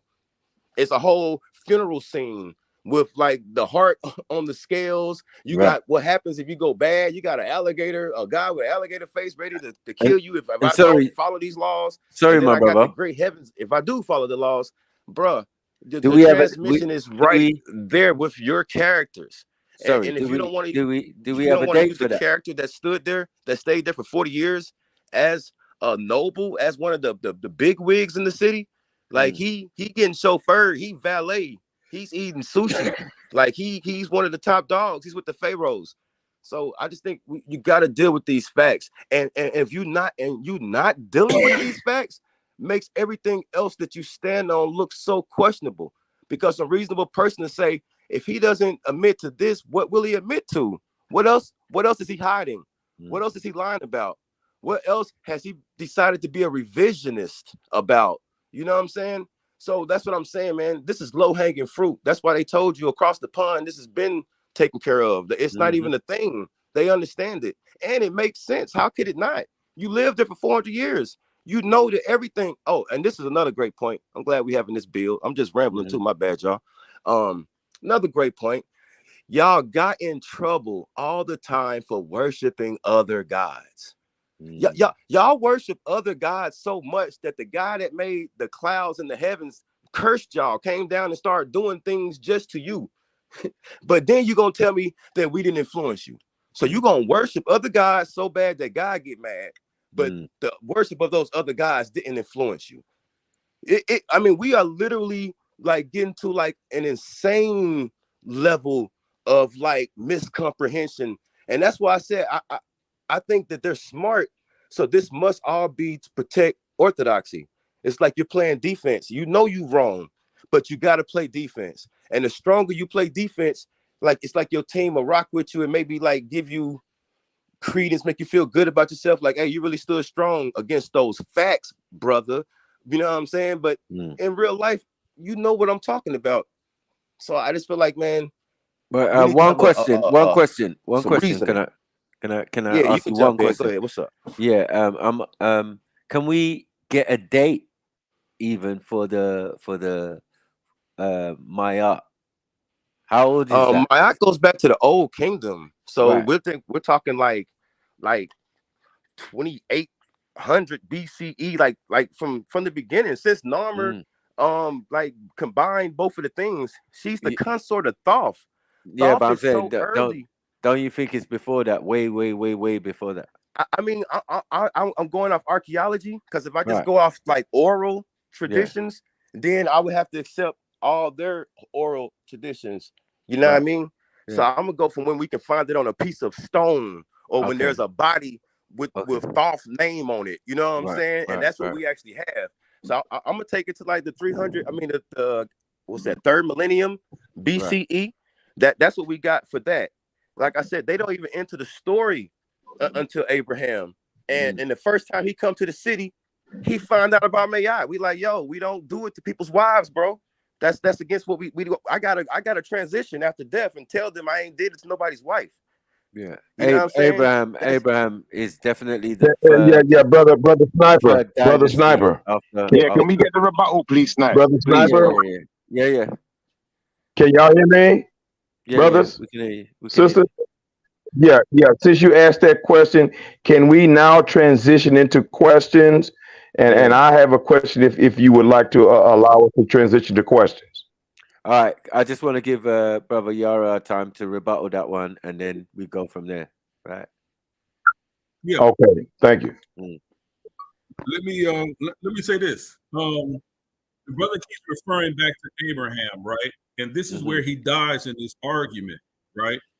Because the Bible narrative itself, let's just deal with that from what he knows about Abraham. The Bible tells us that Abraham came from Ur of the Chaldees. He came from Ur. That tells us that's his nativity, his origin, his genesis is from the time of Ur. Right. If my brother actually does any types of study, there's something that we understand that we call in archaeology, it's called the Code of Ur-Nammu, N-A-M-M-U. I'm gonna give you this one. It's called the Code of Ur-N-A-M-M-U.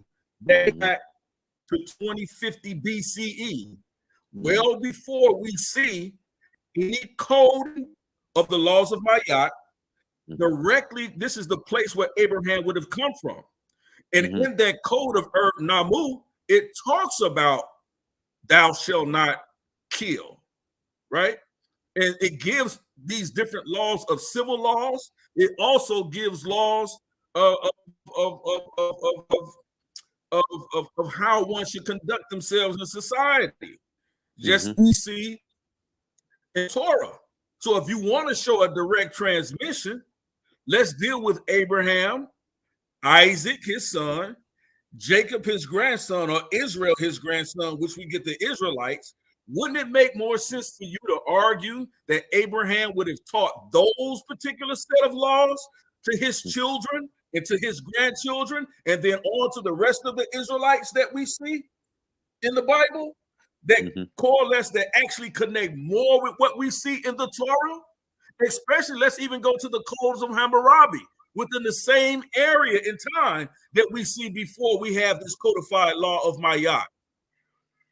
You would have a better argument arguing that the codes of Hammurabi influenced the Ten Commandments more, because this is the group of people who the Israelites tell you they come through. So why would they go to an outside culture to say the exact same thing that's within the culture that they've already come from their patriarch all the way down? So this is what I'm talking about when we're talking, arguing these particular points. People are not well studied in history to really make this argument of influence. You're not going to show any evidence of transmission. Simply saying Moses understood that killing was wrong, that was something that we read dating all the way back to the book of Genesis. That has been something that's innate to human culture before we get any law of Ma'at. Because if you actually deal with that, you're going to mean to tell me that no pharaoh who followed Ma'at ever killed anyone? We have evidence in Kemetic culture of human sacrifices. There's no justification for this. The laws of Ma'at to human sacrifices, but we clearly see this in ancient Kemet. Would you like me to bring you a source of the pharaohs throwing virgins into the Nile River to sacrifice them to the god Sobek? That's killing. So when we talk about these particular types of things, I'm telling you, brother, the laws that we see in the Ten Commandments versus what we see in these negative confessions or these confessions of innocence, which are not laws. I'm going to say that again. They are laws. He's going to show any text that talks these were laws. He breaking up bad. Code of Ma'at, but before then, we already have an existence of Ten Commandments. We already have an existence the codes of Hammurabi. We already have an existence the codes of Namu. We have a code. We have existence. We have a law that dates way back to 2350. He's all right. He's all right now, Shifra. You're not going to be able to ask him to go back. Ask him to pause and go back a bit. Go back a little bit. We lost you for a moment. If you could just rewind yourself back maybe about a minute or so. Yes. If you could go back about a minute or two, because you was cutting out quite a bit. Yeah, the last bit. The last bit. Okay. Yeah, the last bit that you said. Before you start talking about the laws of Hammurabi. Yeah, that was it. Yeah. Okay. Yeah. Clearly we have a clearer connection with the laws of Hammurabi, with the Ten Commandments, than we do any influence. Right. Can you hear me now? Yeah. Yeah. Like I said, we have a clear connection with the laws of Hammurabi being more correlated and being more parallel to the Ten Commandments than we do with the 42 negative confessions of Ma'at. Okay.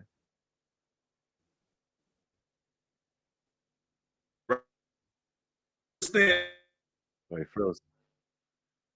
Yeah, these chemists are onto you, man. Something.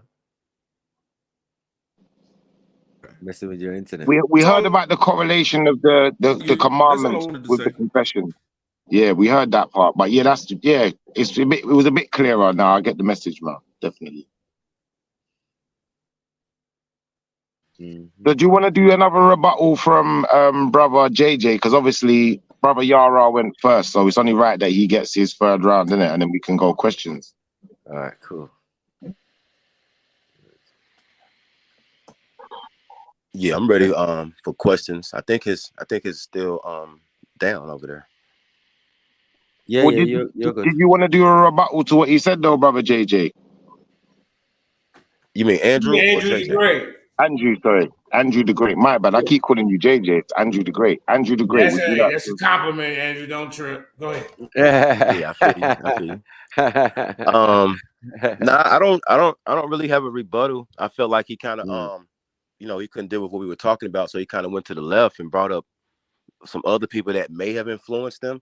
I guess he's saying living amongst the other people, they could have been influenced, but not living amongst us. I didn't really get it. But I was, the people heard it, so bless his heart. But now I'm ready for the questions. Yeah, why? Who's first? Motion, you got questions? You got I think questions? Brother ask a question? Black Jesus. Oh Go yeah, Black first, Jesus Minister. Yeah, Black Jesus Minister had a question from a little while back. Go Black Yeah. Jesus. To my brother Andrew, you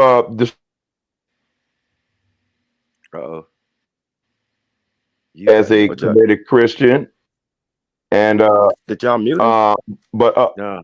can y'all still hear me? I hope you can, because Yeah, my device is kind of janky a little bit. I don't know why the weather is over here still kind of messing with things. Can y'all still hear me? Yeah, start again though. Okay, all right. So my question is, Brother Andrew, my question to Brother Andrew is, I heard you say a couple of times his book in reference to Yara's book in reference to the Bible, but yet you identified yourself as a Christian. And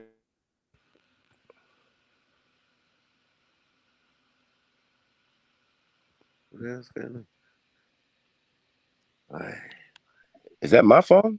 Y'all still on there? Yeah, no, it's not you. Sorry, big up people. I heard the first part. One second. I feel like we should just take a quick interlude. Maybe. Yeah, let the brothers' connection sort itself out, or him sort out the connection, etc. And everybody else's connection. Because there's been a few connection issues. So maybe we just take a quick interlude. Take a quick, a moment to reflect, on what's been said. There's been some great points made by both brothers. Do you get what I'm saying? It's some great arguments. So yeah, I think just take time to reflect, and if brother JJ, if you want to talk more about the debate, the main debate that's happening later on in the month, that would be most welcome, brother. Okay, yeah. The Ultimate Debate League has a couple of debates lined up. Right now, it's 16 debates that's formulating. A lot of the preliminaries are happening right now. Actually, today on the Lions Den at 4 p.m., if y'all want to come over, Brother Apostle will be going against a brother, I think his name is Stab. Those two brothers will be having a preliminary. Yeah. Black Jesus got the lineup, so I mean, it's pretty interesting because we got debaters from all walks of life participating, and they all come from different platforms. Right. Usually, when you see a 16-man tournament, it's the people who come from just one platform. They're just trying to fight for the leadership of that one. So this is unique. But if you guys subscribe to the Lions Den, subscribe to Black Jesus Ministry and El Ropa's Clubhouse Streets, you'll be able to see every debate that we got going. All right. Do you have contacts for the people them to reach you if they got questions, like anybody in the chat or the panel? Do you have like email or something that the brothers can reach out to you to ask questions, get information, etc.? I can put my information in the private chat, and then you can share it in the chat, or you can share all of our links in the chat. That way, people can subscribe to our channel. Yeah. I've been sharing this channel right here to all my groups. All right, big up. So everybody know where to watch this and where to find you guys as well. Right. Give thanks, brother. So I put that in the private chat. That way you can put it in the chat. Okay, cool. Thank you. All right. Minister, you returned, brother? Where is he? No, I don't think he's arrived back yet. So maybe we go to another question. Moshe, I think was you asking a question? Yeah, who's asking a question? Do you know my question earlier? I'll return back to it because obviously at the minute I was just been listening and kind of like taking the information. So I'll but Beefy's got a question. Let's go to Beefy's question. Beefy's got a lot of questions, right? So I'm gonna read Beefy's question for him, yeah. And he was talking about the correlation between the phrase Adonai, and the Hebrew, or the calling of the Hebrew God called Adonai as well. Where did that arrive from? If any of the brothers want to address that question, and big up Brother Beefy for your questions, bro. Yeah, that's a good question. I have no clue though.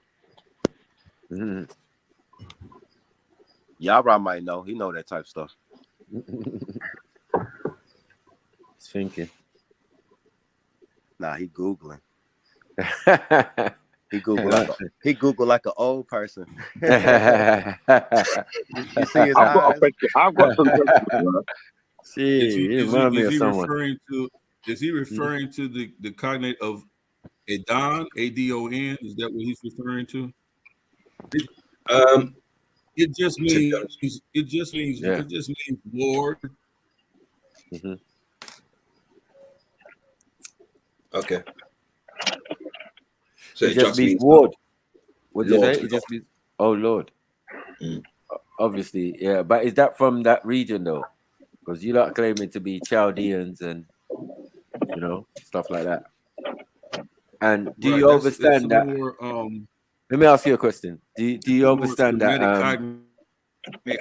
I know it like that with Atum or Aten, right? Right. But there's really no connection between the term of Adon and Aten. Okay. I don't think that's what was asked though. But oh, Adonai is that Hebrew? Can you guys Yeah, hear Adonai. me? Yeah, I can hear you now. Brothers and sisters hear me? It's a bit quiet. All right, I'll probably finish my question. Go on. Yeah. Ask your question. Okay, so Brother Andrew, again, you've referred several times to his book, meaning Yahweh's book, the Bible, but yet you call yourself a Christian. Do you not consider the Bible to be your book too? Yes, it's my book too. I probably just said that in the heated debate, but no, it's our book. Yes, it's mine. And do you seek to bring these two groups, the Comedics and the Israelites and the Christians, together based on your study and knowledge that actually that they have so much in common that they actually share a similar or same root? Yes, that's exactly what I'm on. I think we can bring them together, and I think if we get into like the actual historical Hebrew, the people that you're not gonna find that word there, but when you get into the people that we believe they are, it really gets deep. And he even brought up Arvis, so I was happy that he knew that. But that's a whole different discussion. But when we get into who they are in real life, and then into the book, I feel like it reads a different way. But yes, sir, that's what I'm trying to do, like bring the Kemetic with the Christian, but the Christians got to take some of this medicine and accept certain facts, and then the same thing with the Kemetic, because it's some stuff on there that we're not proud of as well. You know what I mean? But it's history is history. Yeah, I feel it depends on who's saying the history, because like some people are quoting, but I don't know where they're quoting from. Are they quoting from a European's interpretation of things that happened thousands and thousands of years ago? Because we know, as far as that, the Comedians kept excellent records, right? And only the reason why we know any of these individuals is because they had a king's list. Right. Very true. Yeah. So I want to know, for me, the question is what we're talking about in the biblical sense older than the Comedians? No, not at all. Well, Not if you're at asking all. me, Okay. if you're asking me, I'm gonna say no. Literature wise, right? We're even saying just on basic literature. I mean, that's a loaded question. The answer, I would say, of course, it's younger, but the Bible, the beautiful thing about the Bible is that it kind of projects backwards. It writes about things that happened like previously. Right. So if you count that, then it can be wherever your interpretation falls. Okay. Interesting. So y'all thought I was one of the Kemet people that don't rock with the Bible. Nah, I'm not one of those. Yo, someone need to mute. Hold on. Did you have another question, Black Jesus, or did he fell off again?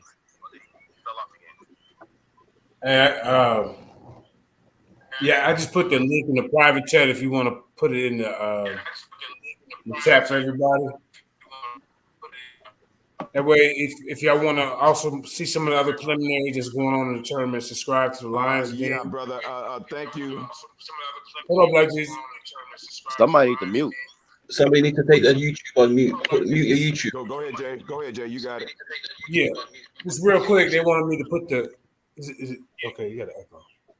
Yeah, we gonna put the. I put the Lions Den link in the private chat. So if you want to put it in there, that way everybody hit that that subscribe button. That way you won't miss any of our preliminaries, our debates, updates, and things of that nature. Also, Can Black I ask the question when you're done, sir? Yeah. Also, Black G, you should put yours in the private chat so we can find you in LV's channel. And also, the Lions Den is watching right now, so shout out to my crew. Peace. Big up. Shout out to the Big up Lions the Den. Lions Den, man.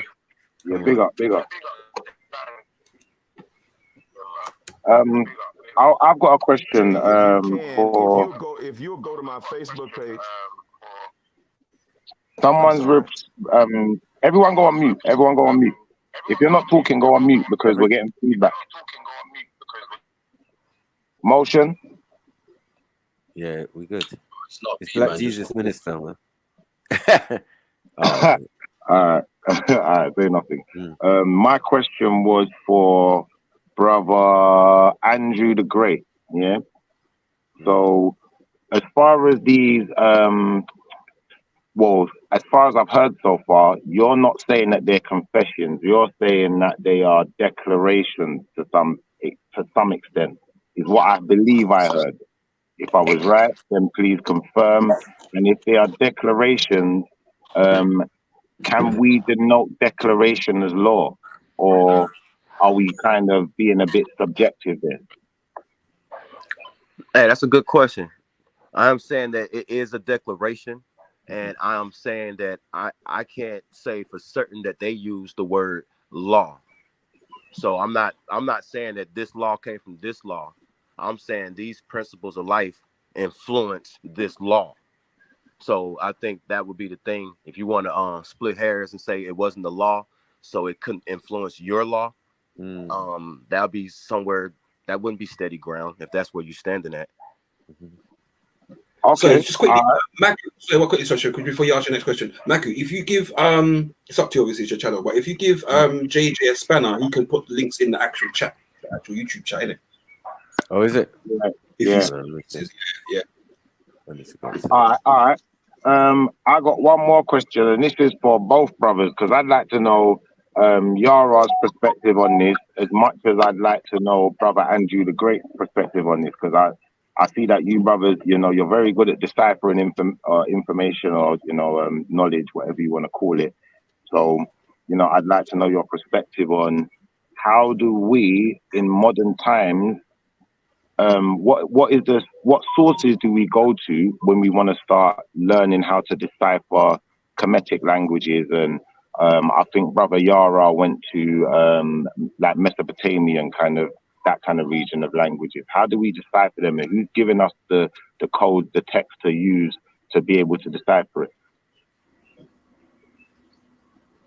Okay. Are you asking about like deciphering the actual language? Like the language, yeah. Who taught us how to read the language? Long story short, where are we learning that from? I'm all right with it. And I'm not good at reading the language. I'm better at reading Hebrew or Greek. But in regards to actually me picking up or me reading something fresh off the wall, I know a couple symbols, but I wouldn't even try to lead you in the wrong direction. No, but I think what I'm asking is, who do you go to when you built your understanding of what the language is saying? Where does that come? Where does your understanding come from? And how do you affirm it? Oh, I see what you're saying.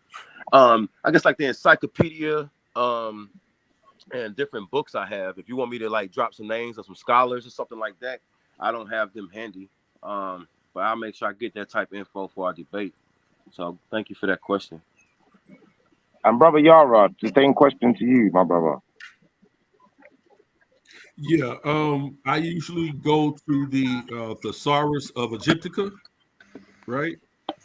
And it sort of gives us a breakdown. It's based on, it's sort of based on a lot of Alan Gardner's work.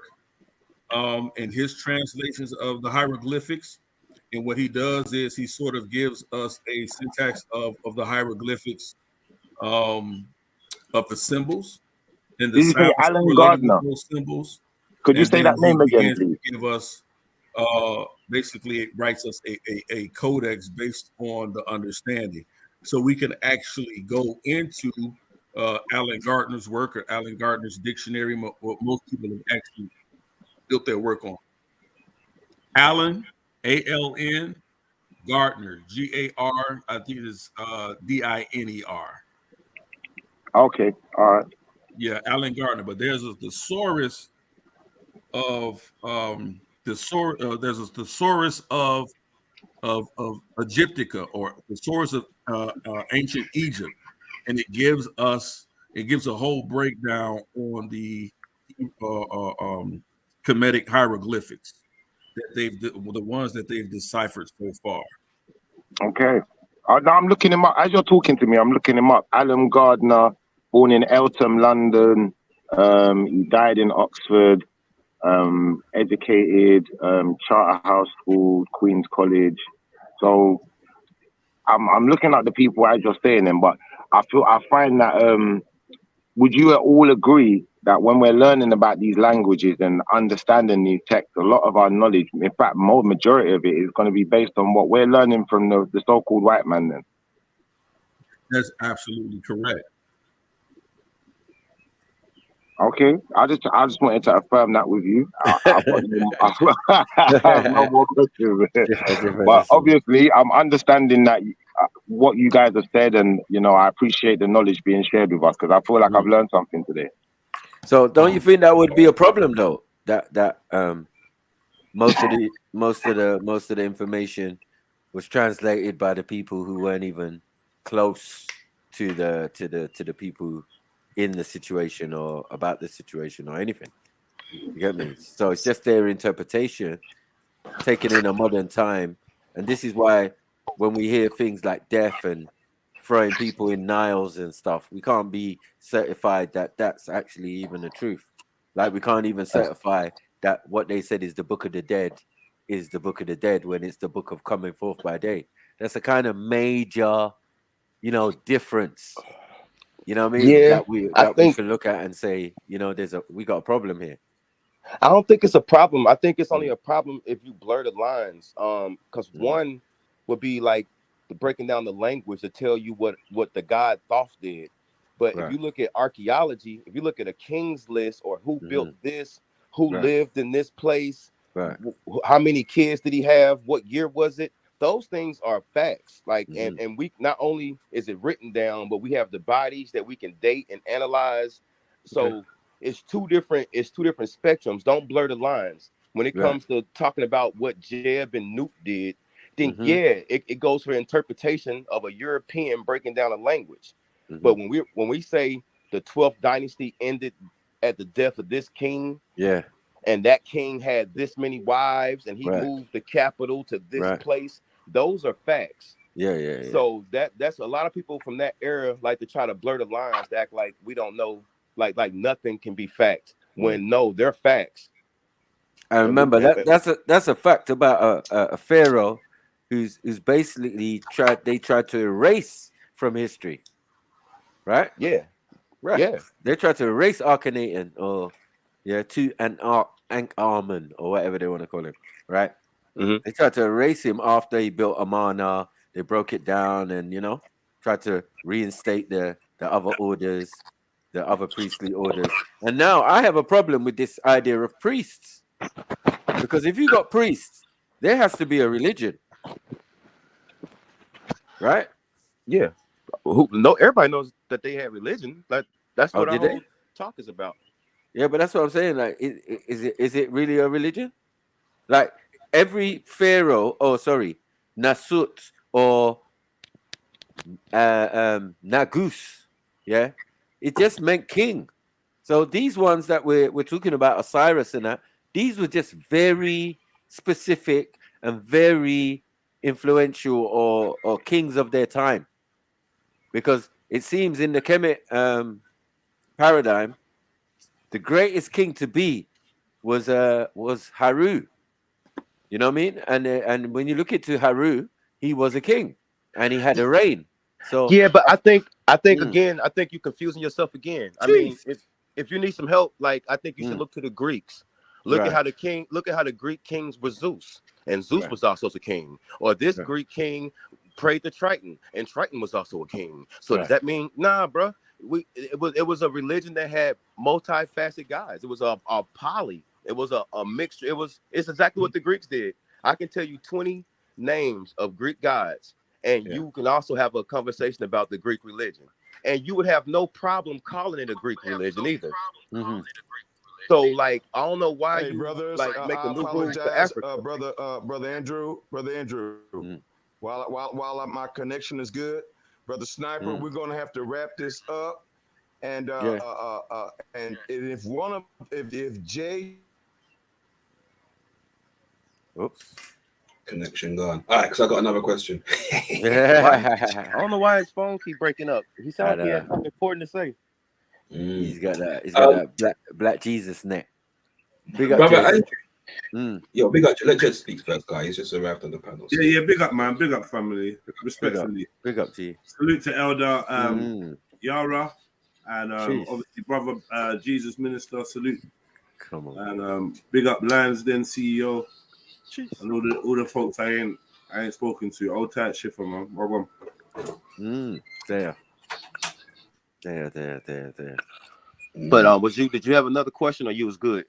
Yes, brother. So basically, the brother mentioned earlier about the teachings being ideal, literally for those that were in power, right? I've not really heard a response to that in terms of would you view that as correct? So those teachings of the affirmations or the spells, excuse me if I'm using the wrong words, but would you agree that was just for those that was in power, or do you not agree with that? No, I disagree with that. Okay. Somebody needs to mute up so I can hear myself. Someone's got an echo. That's me, Brother Jesus I Minister. apologize. I'm going to mute my mic in just a second. That's me, but I need to say this real quick. As we wrap this up, I want to thank this platform, Brother Sniper. Again, Brother Sniper, as I spoke the first time with you guys, are we still in agreement that we will do the debate here on the 27th on the Triluminati platform on the 27th? Are we still in that agreement? I think so. Jets? Yeah, hell yeah. So yeah, come on. Okay, so Brother Yara or Brother Andrew, if one of you brothers can pull up on the screen and let Sniper show on the screen the flyer that is made for the 27th, and let that be seen on the screen and recorded. I would greatly appreciate one of you brothers doing that. And Sniper, if you're able to go to my YouTube channel, Black Jesus Minister, all one word, Facebook. I mean, not YouTube, my Facebook. I'm sorry, my Facebook. Black Jesus Minister, Facebook. But definitely go to my YouTube channel and subscribe. And if you go to my Facebook page, you'll see the cover photo. That cover photo has the lineup of all of our debaters. And you guys can, if you'll show that to the audience, I would greatly appreciate that. You guys can go there and message me about and keep up with the debates and their dates and their times and all of that. So, and also with the other information that Brother JJ has provided. So if somebody can please show the 27th of this month debate date flyer and put that on the screen, Brother Sniper, I would greatly appreciate that. And then afterwards, go to my Facebook page and click the cover photo, Black Jesus Minister, Facebook, all one word. And everybody can see that and go there and interact with us and ask questions and keep up with the debates. So go ahead, Brother Sniper. Thank you for allowing me to interrupt there for a minute. Right. Big up, man. Okay. Who got that then? Who got the flyer? Who got that? I think Yara. Can you put that up, Yara? He got the flyer. He got a video to it and everything. Well, not a video, but music to it. Yeah. I don't know about the music bit. Yeah. And I'll answer brother's question once he's done with that. Mm-hmm.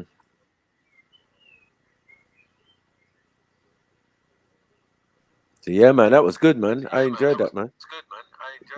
Go ahead and answer the question while he's pulling that up, Andrew.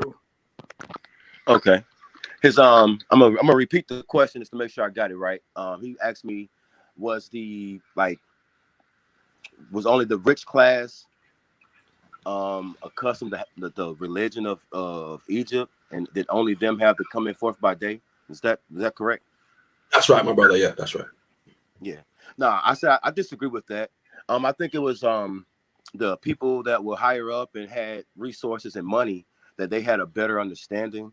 Kind of like in early Christianity when most of the books was written in Latin and the people didn't have books. I mean, they didn't get an actual Bible until the printing press with Martin Luther. When the Protestants popped out, that's when people, most of the masses.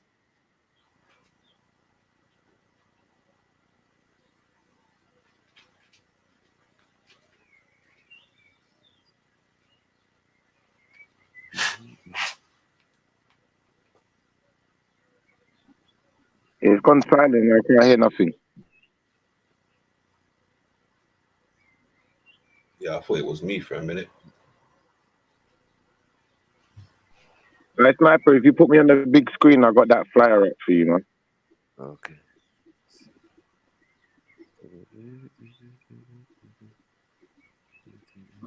What did I do?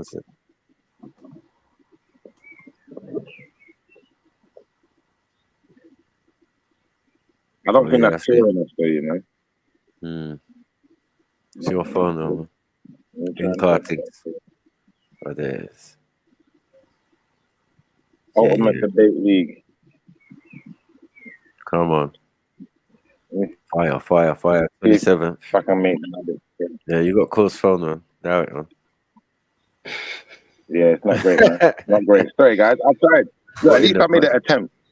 I can be a good host when I try. Next time I get the laptop out. You gotta get up on the laptop. Go on the Facebook on the laptop and screen share it. That would actually make more sense, because I'm not on my laptop right now. Otherwise, I would have screen shared it. Oh, you have it on your computer? If anyone's on the computer, there we go. There we go. Much better. Lim. Big up, Jets. May 27th. Is that the correct time? Yeah. Okay. Okay. Now our time is different from yours, so we're going by our time, right? Eastern Standard Time. Okay. What time? I think you're 6 hours ahead. Y'all 6 hours ahead? Yeah, we're 6 hours ahead. What time is that over here? If it's 3 p.m. there, it's 9. It's about 9 p.m. Something like that. All right, man. That's perfect. Yeah, that's all right. We could do that. Okay. Did the 42 laws of Ma'at influence the 10 commandments? It's going down on, this is Trill Illuminati. No, it will be on Reverend Sniper. It'll be on Snipers because it's on a Saturday. It'll be over here on this. Oh, is it a Saturday? Okay, over here on Reverend Sniper channel. Yeah. Okay, I got you. I'll share the link on top of the flyers. That way everybody know where to come subscribe. All right, cool. Watch the debate. Cool. And also the Lions Den. If everybody go ahead, it's close to 100 people in the audience. Go ahead and hit that subscribe button to the Lions Den. That way you don't miss any of the other debates. We're combining with our brothers and sisters from over on the other side of the pond. That's right. Appreciate that. Big up, man. Yeah. I appreciate the professionalism right now as well, man. Big up everyone, man. Thank you. So the debaters want to have any final words? Y'all right? You there? Can anybody hear me? Yeah, I'm here. Can you hear me? Yeah. We got Florida Don on here too. Yeah, Shalom. I got a question. Shalom, Florida Don. Peace. Big up, Florida Don. Big up. Brother Jesus Minister, your microphone is extremely low. So yeah, I'm here. I did hear you, but I don't think everyone can. Now, Shifa, we heard them, man. I think it's just your. Yeah, I see Florida down in the building. Shalom to y'all. Shalom. Yeah, I got a quick question for the Kemetic brothers on the panel. Those wealthy people that was paying for their coffin checks or whatever. Can y'all hear me? All right. Well, if I Yes, think brother. you guys just showed the flyer. Black Jesus, you got a delay. y'all That's just what's showed the going flyer. on I with you. appreciate that so much. Yeah, Black Jesus, you got to mute up. Yeah, I'm finna get on the. All right. Y'all can hear me now? He's still trying to talk though. Let's see if we can get a connection.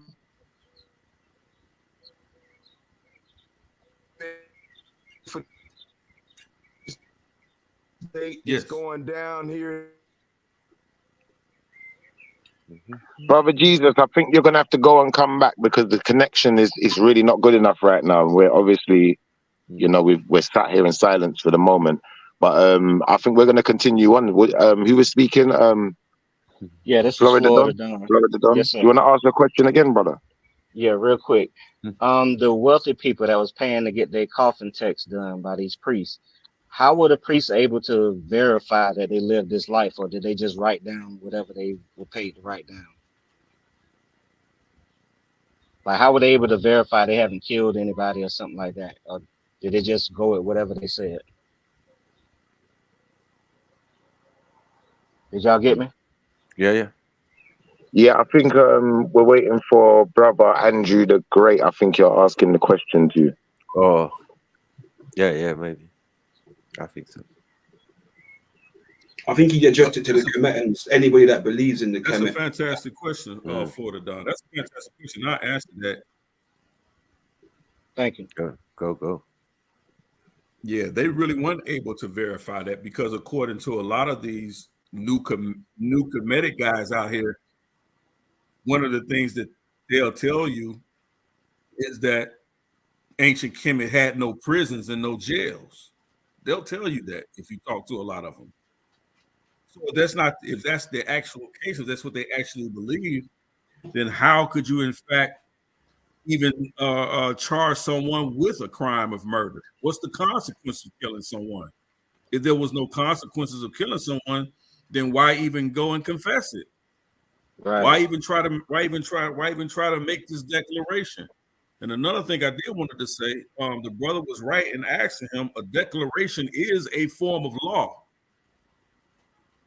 So they had these priests and scribes had no way of verifying it. That's why I'm saying it was really all a scam.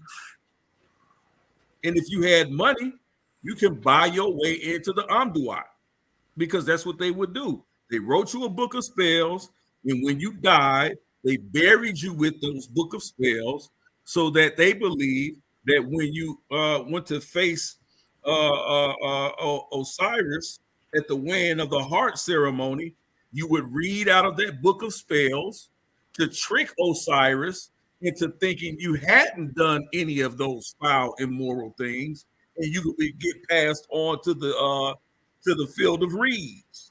Right. That was the scam. That was the culture. Right. So they can't even use that no more. This is what I mean by people don't really understand the culture. It sounds great, and it sounds utopian. This utopian-like society existed in ancient Kemet, and the 42 laws of Mayat is what they live by, and this and that. But it was just not the case. We can go back to 1200 BCE, and I believe it was Ramses III or something like that, or one of the Ramses pharaohs, that the people in ancient Kemet revolted against him because he changed the laws of Mayat that they had. He created his own. Right. Your brother Yara, do you have a specific channel where you do shows, or where you do your own stuff? Yes, it's at Elder Yara. If you see my name here, if you go on YouTube at Elder Yara, you'll see it. Yeah. All right, I'm gonna go and look you up now. Still, I like what you did right there, though, because Elder Yara, or you got to get off the panel to do that. If so. No, I've got another phone. It's cool. It's cool. Yeah, I've got it. I got it. But brother Yara, I liked what you did right there, because I think I felt like it went amiss, but you showed me that at least with you, it definitely didn't go amiss when I said, you know, is a declaration a form of law? Because that's what laws are really. In most cases, they're declarations. So I think that we got to be paying attention. And I think the fact that you're paying so much attention and you've affirmed that with me, not saying that Andrew the Great isn't, but I would say that you could be a destructive force in this debate from what I've heard so far. Yeah, I was trying to respond, but I don't think you guys could hear me last time. Yeah, please, go ahead. Okay. Yeah, you said, I mean, I thought it was a kind of a silly question, but he took it seriously and y'all kind of jumped on it. He said that how do the priests know if you're telling the truth on your coffin text? Is that the question? No, hold on. Let me rephrase it again. The wealthy people that had the money, they was able to pay to get their coffin text done. Is that correct? Yes. Okay. The priest that wrote down, okay, they haven't killed anybody and done all this stuff. How did the priest verify that? Or did they just write what they told them? It's a declaration. Do you know what that word means? I mean, any king is gonna say he didn't do none of that stuff. They're gonna declare I mean, that. if you asking, went how to do they jail for verify it? something, it's not to be verified. It's to be verified by the gods. It's to get into heaven or to land your butt in hell. So you will get your heart weighed. But we know these brother. kings. Let me We finish, know these bro. kings Let killed me cook. hundreds of thousands of people. Okay, go ahead. Fam, I got you. I'm gonna continue saying what I'm saying. It's a declaration that you're making to the gods. Your heart is going to be weighed in the afterlife, and it's going to determine where you go. So if you say a confession that's not true, your heart is going to be heavier on the scale. That was the whole point of That's Let wonderful. me finish. That's the whole point. So it's not about a priest verifying your declaration, and in a lot of times they didn't even get a chance to. You're dead. Your family's getting this done. You died riding a donkey is outside, and now I'm rich, and I'm gonna make sure my son has the coffin text on his coffin. You know what I mean? So we're gonna write that down on there. But he got to see the Lord. He got to see the judge. That's what it was about. So it's a silly question to ask if a declaration was a declaration. Like, I don't think you know what the word is. That's cool. I got no information now. So now that we know that they can lie on their declarations, when we show well, look at this king. He had the 42 laws of Ma'at buried with him. Could we be reading lies? Could you be reading lies? Yes. Yeah, you just said that. Thank you. Yeah, that's all I want That's to know. a great point for it. Yeah, but the lie Thank would you. be about if he stole somebody's like sheep, or if he had sex with somebody's wife. I mean, that would be a lie that he told to the gods. It's really like none of our business. It's actually That's buried cool. in the But ground. my point is, we reading that today as proof that they was following these laws, and you just admitted that they can be lying. No, it's not proof they was following the laws. It's proof that they adhered to it. That it was codified, that they put it on their deathbed. But you It just doesn't mean said they that can you be live the lying. perfect life. I think you're misinterpreting it. You're looking for a hole, but it's not there. So did you not say they could be lying, and it's up to the gods to judge them? Yeah, I need you to complicate your thinking on this. So the lie would appear on the coffin text, right? No. Okay. Come on. Let's All right, I'm done. let's break Y'all it got down. Thank you. I do got it. The coffin text is an actual thing. Now it is individualized to people.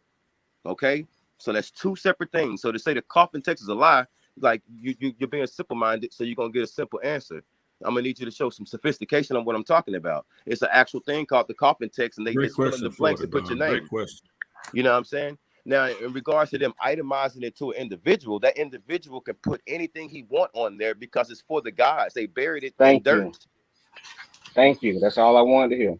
Okay. I just didn't want you to try to like misinterpret it or make it seem like it was something that it wasn't. No, you got it. You got it right. That's exactly what I understand. They can write anything they want on there. See? That's simple stuff. I got you, though. Good question. I think brother minister's eager for it not to turn into a debate right now, because obviously we got the main debate in the future. So I think kind of wary of the fact that it might turn into a little bit of debate, and you guys might end up giving people more information than you need to at the minute. So yeah, I don't know if anybody in the audience has got anything to ask. I'd say, yeah, can maybe move on a little bit.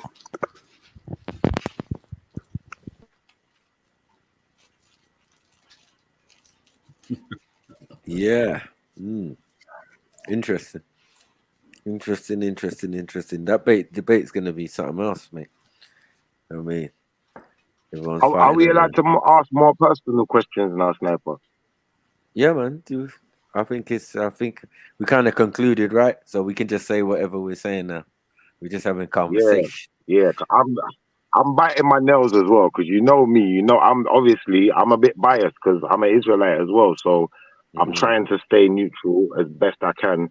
But I do want to ask the brothers in the sense of what was the definitive point in your life that made you know that the thing you're in is what it is that you're supposed to be doing? What was the thing that got you there? That just the pivotal point. Hey, all right, brothers, Elder Yara and Andrew the Great. You brothers want to go ahead and give your closing statements so we can go ahead and wrap this preliminary up so these brothers can get back to their big Sunday service special. You know what I'm saying? Yeah, hey, I just want to say, man, I appreciate all of you guys, man, and Wapian TV, Sniper TV. I appreciate all you guys, Rev Trill, Motion on the panel, Lions Den CEO in the building, Black Jesus Minister, Z Trill, King of Illin, Shalom Ak, Florida Don, amazing question. Shalom Ak, just peace to the panel, man. Peace to your chat, man. Your chat is amazing. Your chat is amazing, man. So shout out to the people in your audience, man. They asked some amazing, intelligent questions, man, that I'm reading in their chat, and some things I'm going to go back and research myself. So hopefully you guys learn from me. I've learned from you guys as well, just reading some of these questions in the chat and participating on the panel. So shout out to you, man. Shout out to Andrew the Great, man. Appreciate you, man, for showing up. I will see you on the 27th right here, man, on Wapian Sniper TV. It's going to be a banger, family. Damn. Man. Go ahead, Andrew.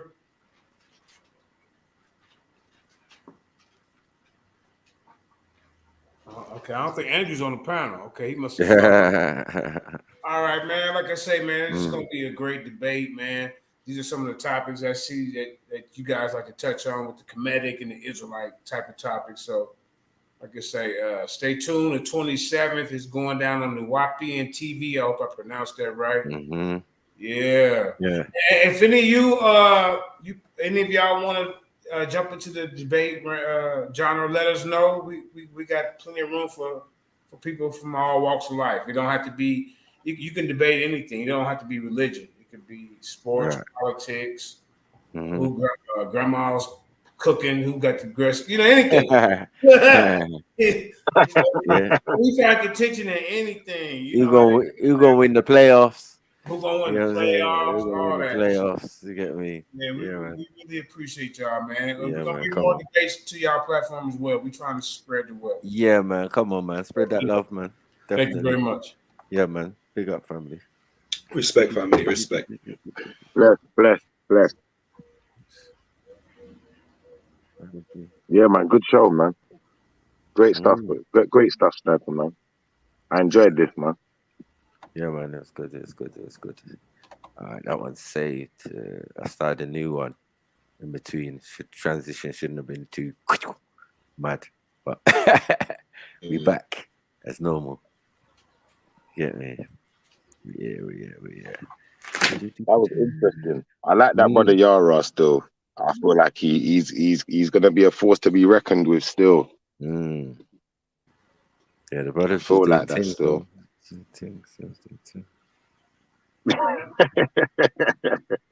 Andrew the Great was good as well, though. I did like his angle still. I feel like I kind of I see parts of the way I like to debate. I see parts of that in Andrew the Great, and I feel that I can be a bit divisive sometimes.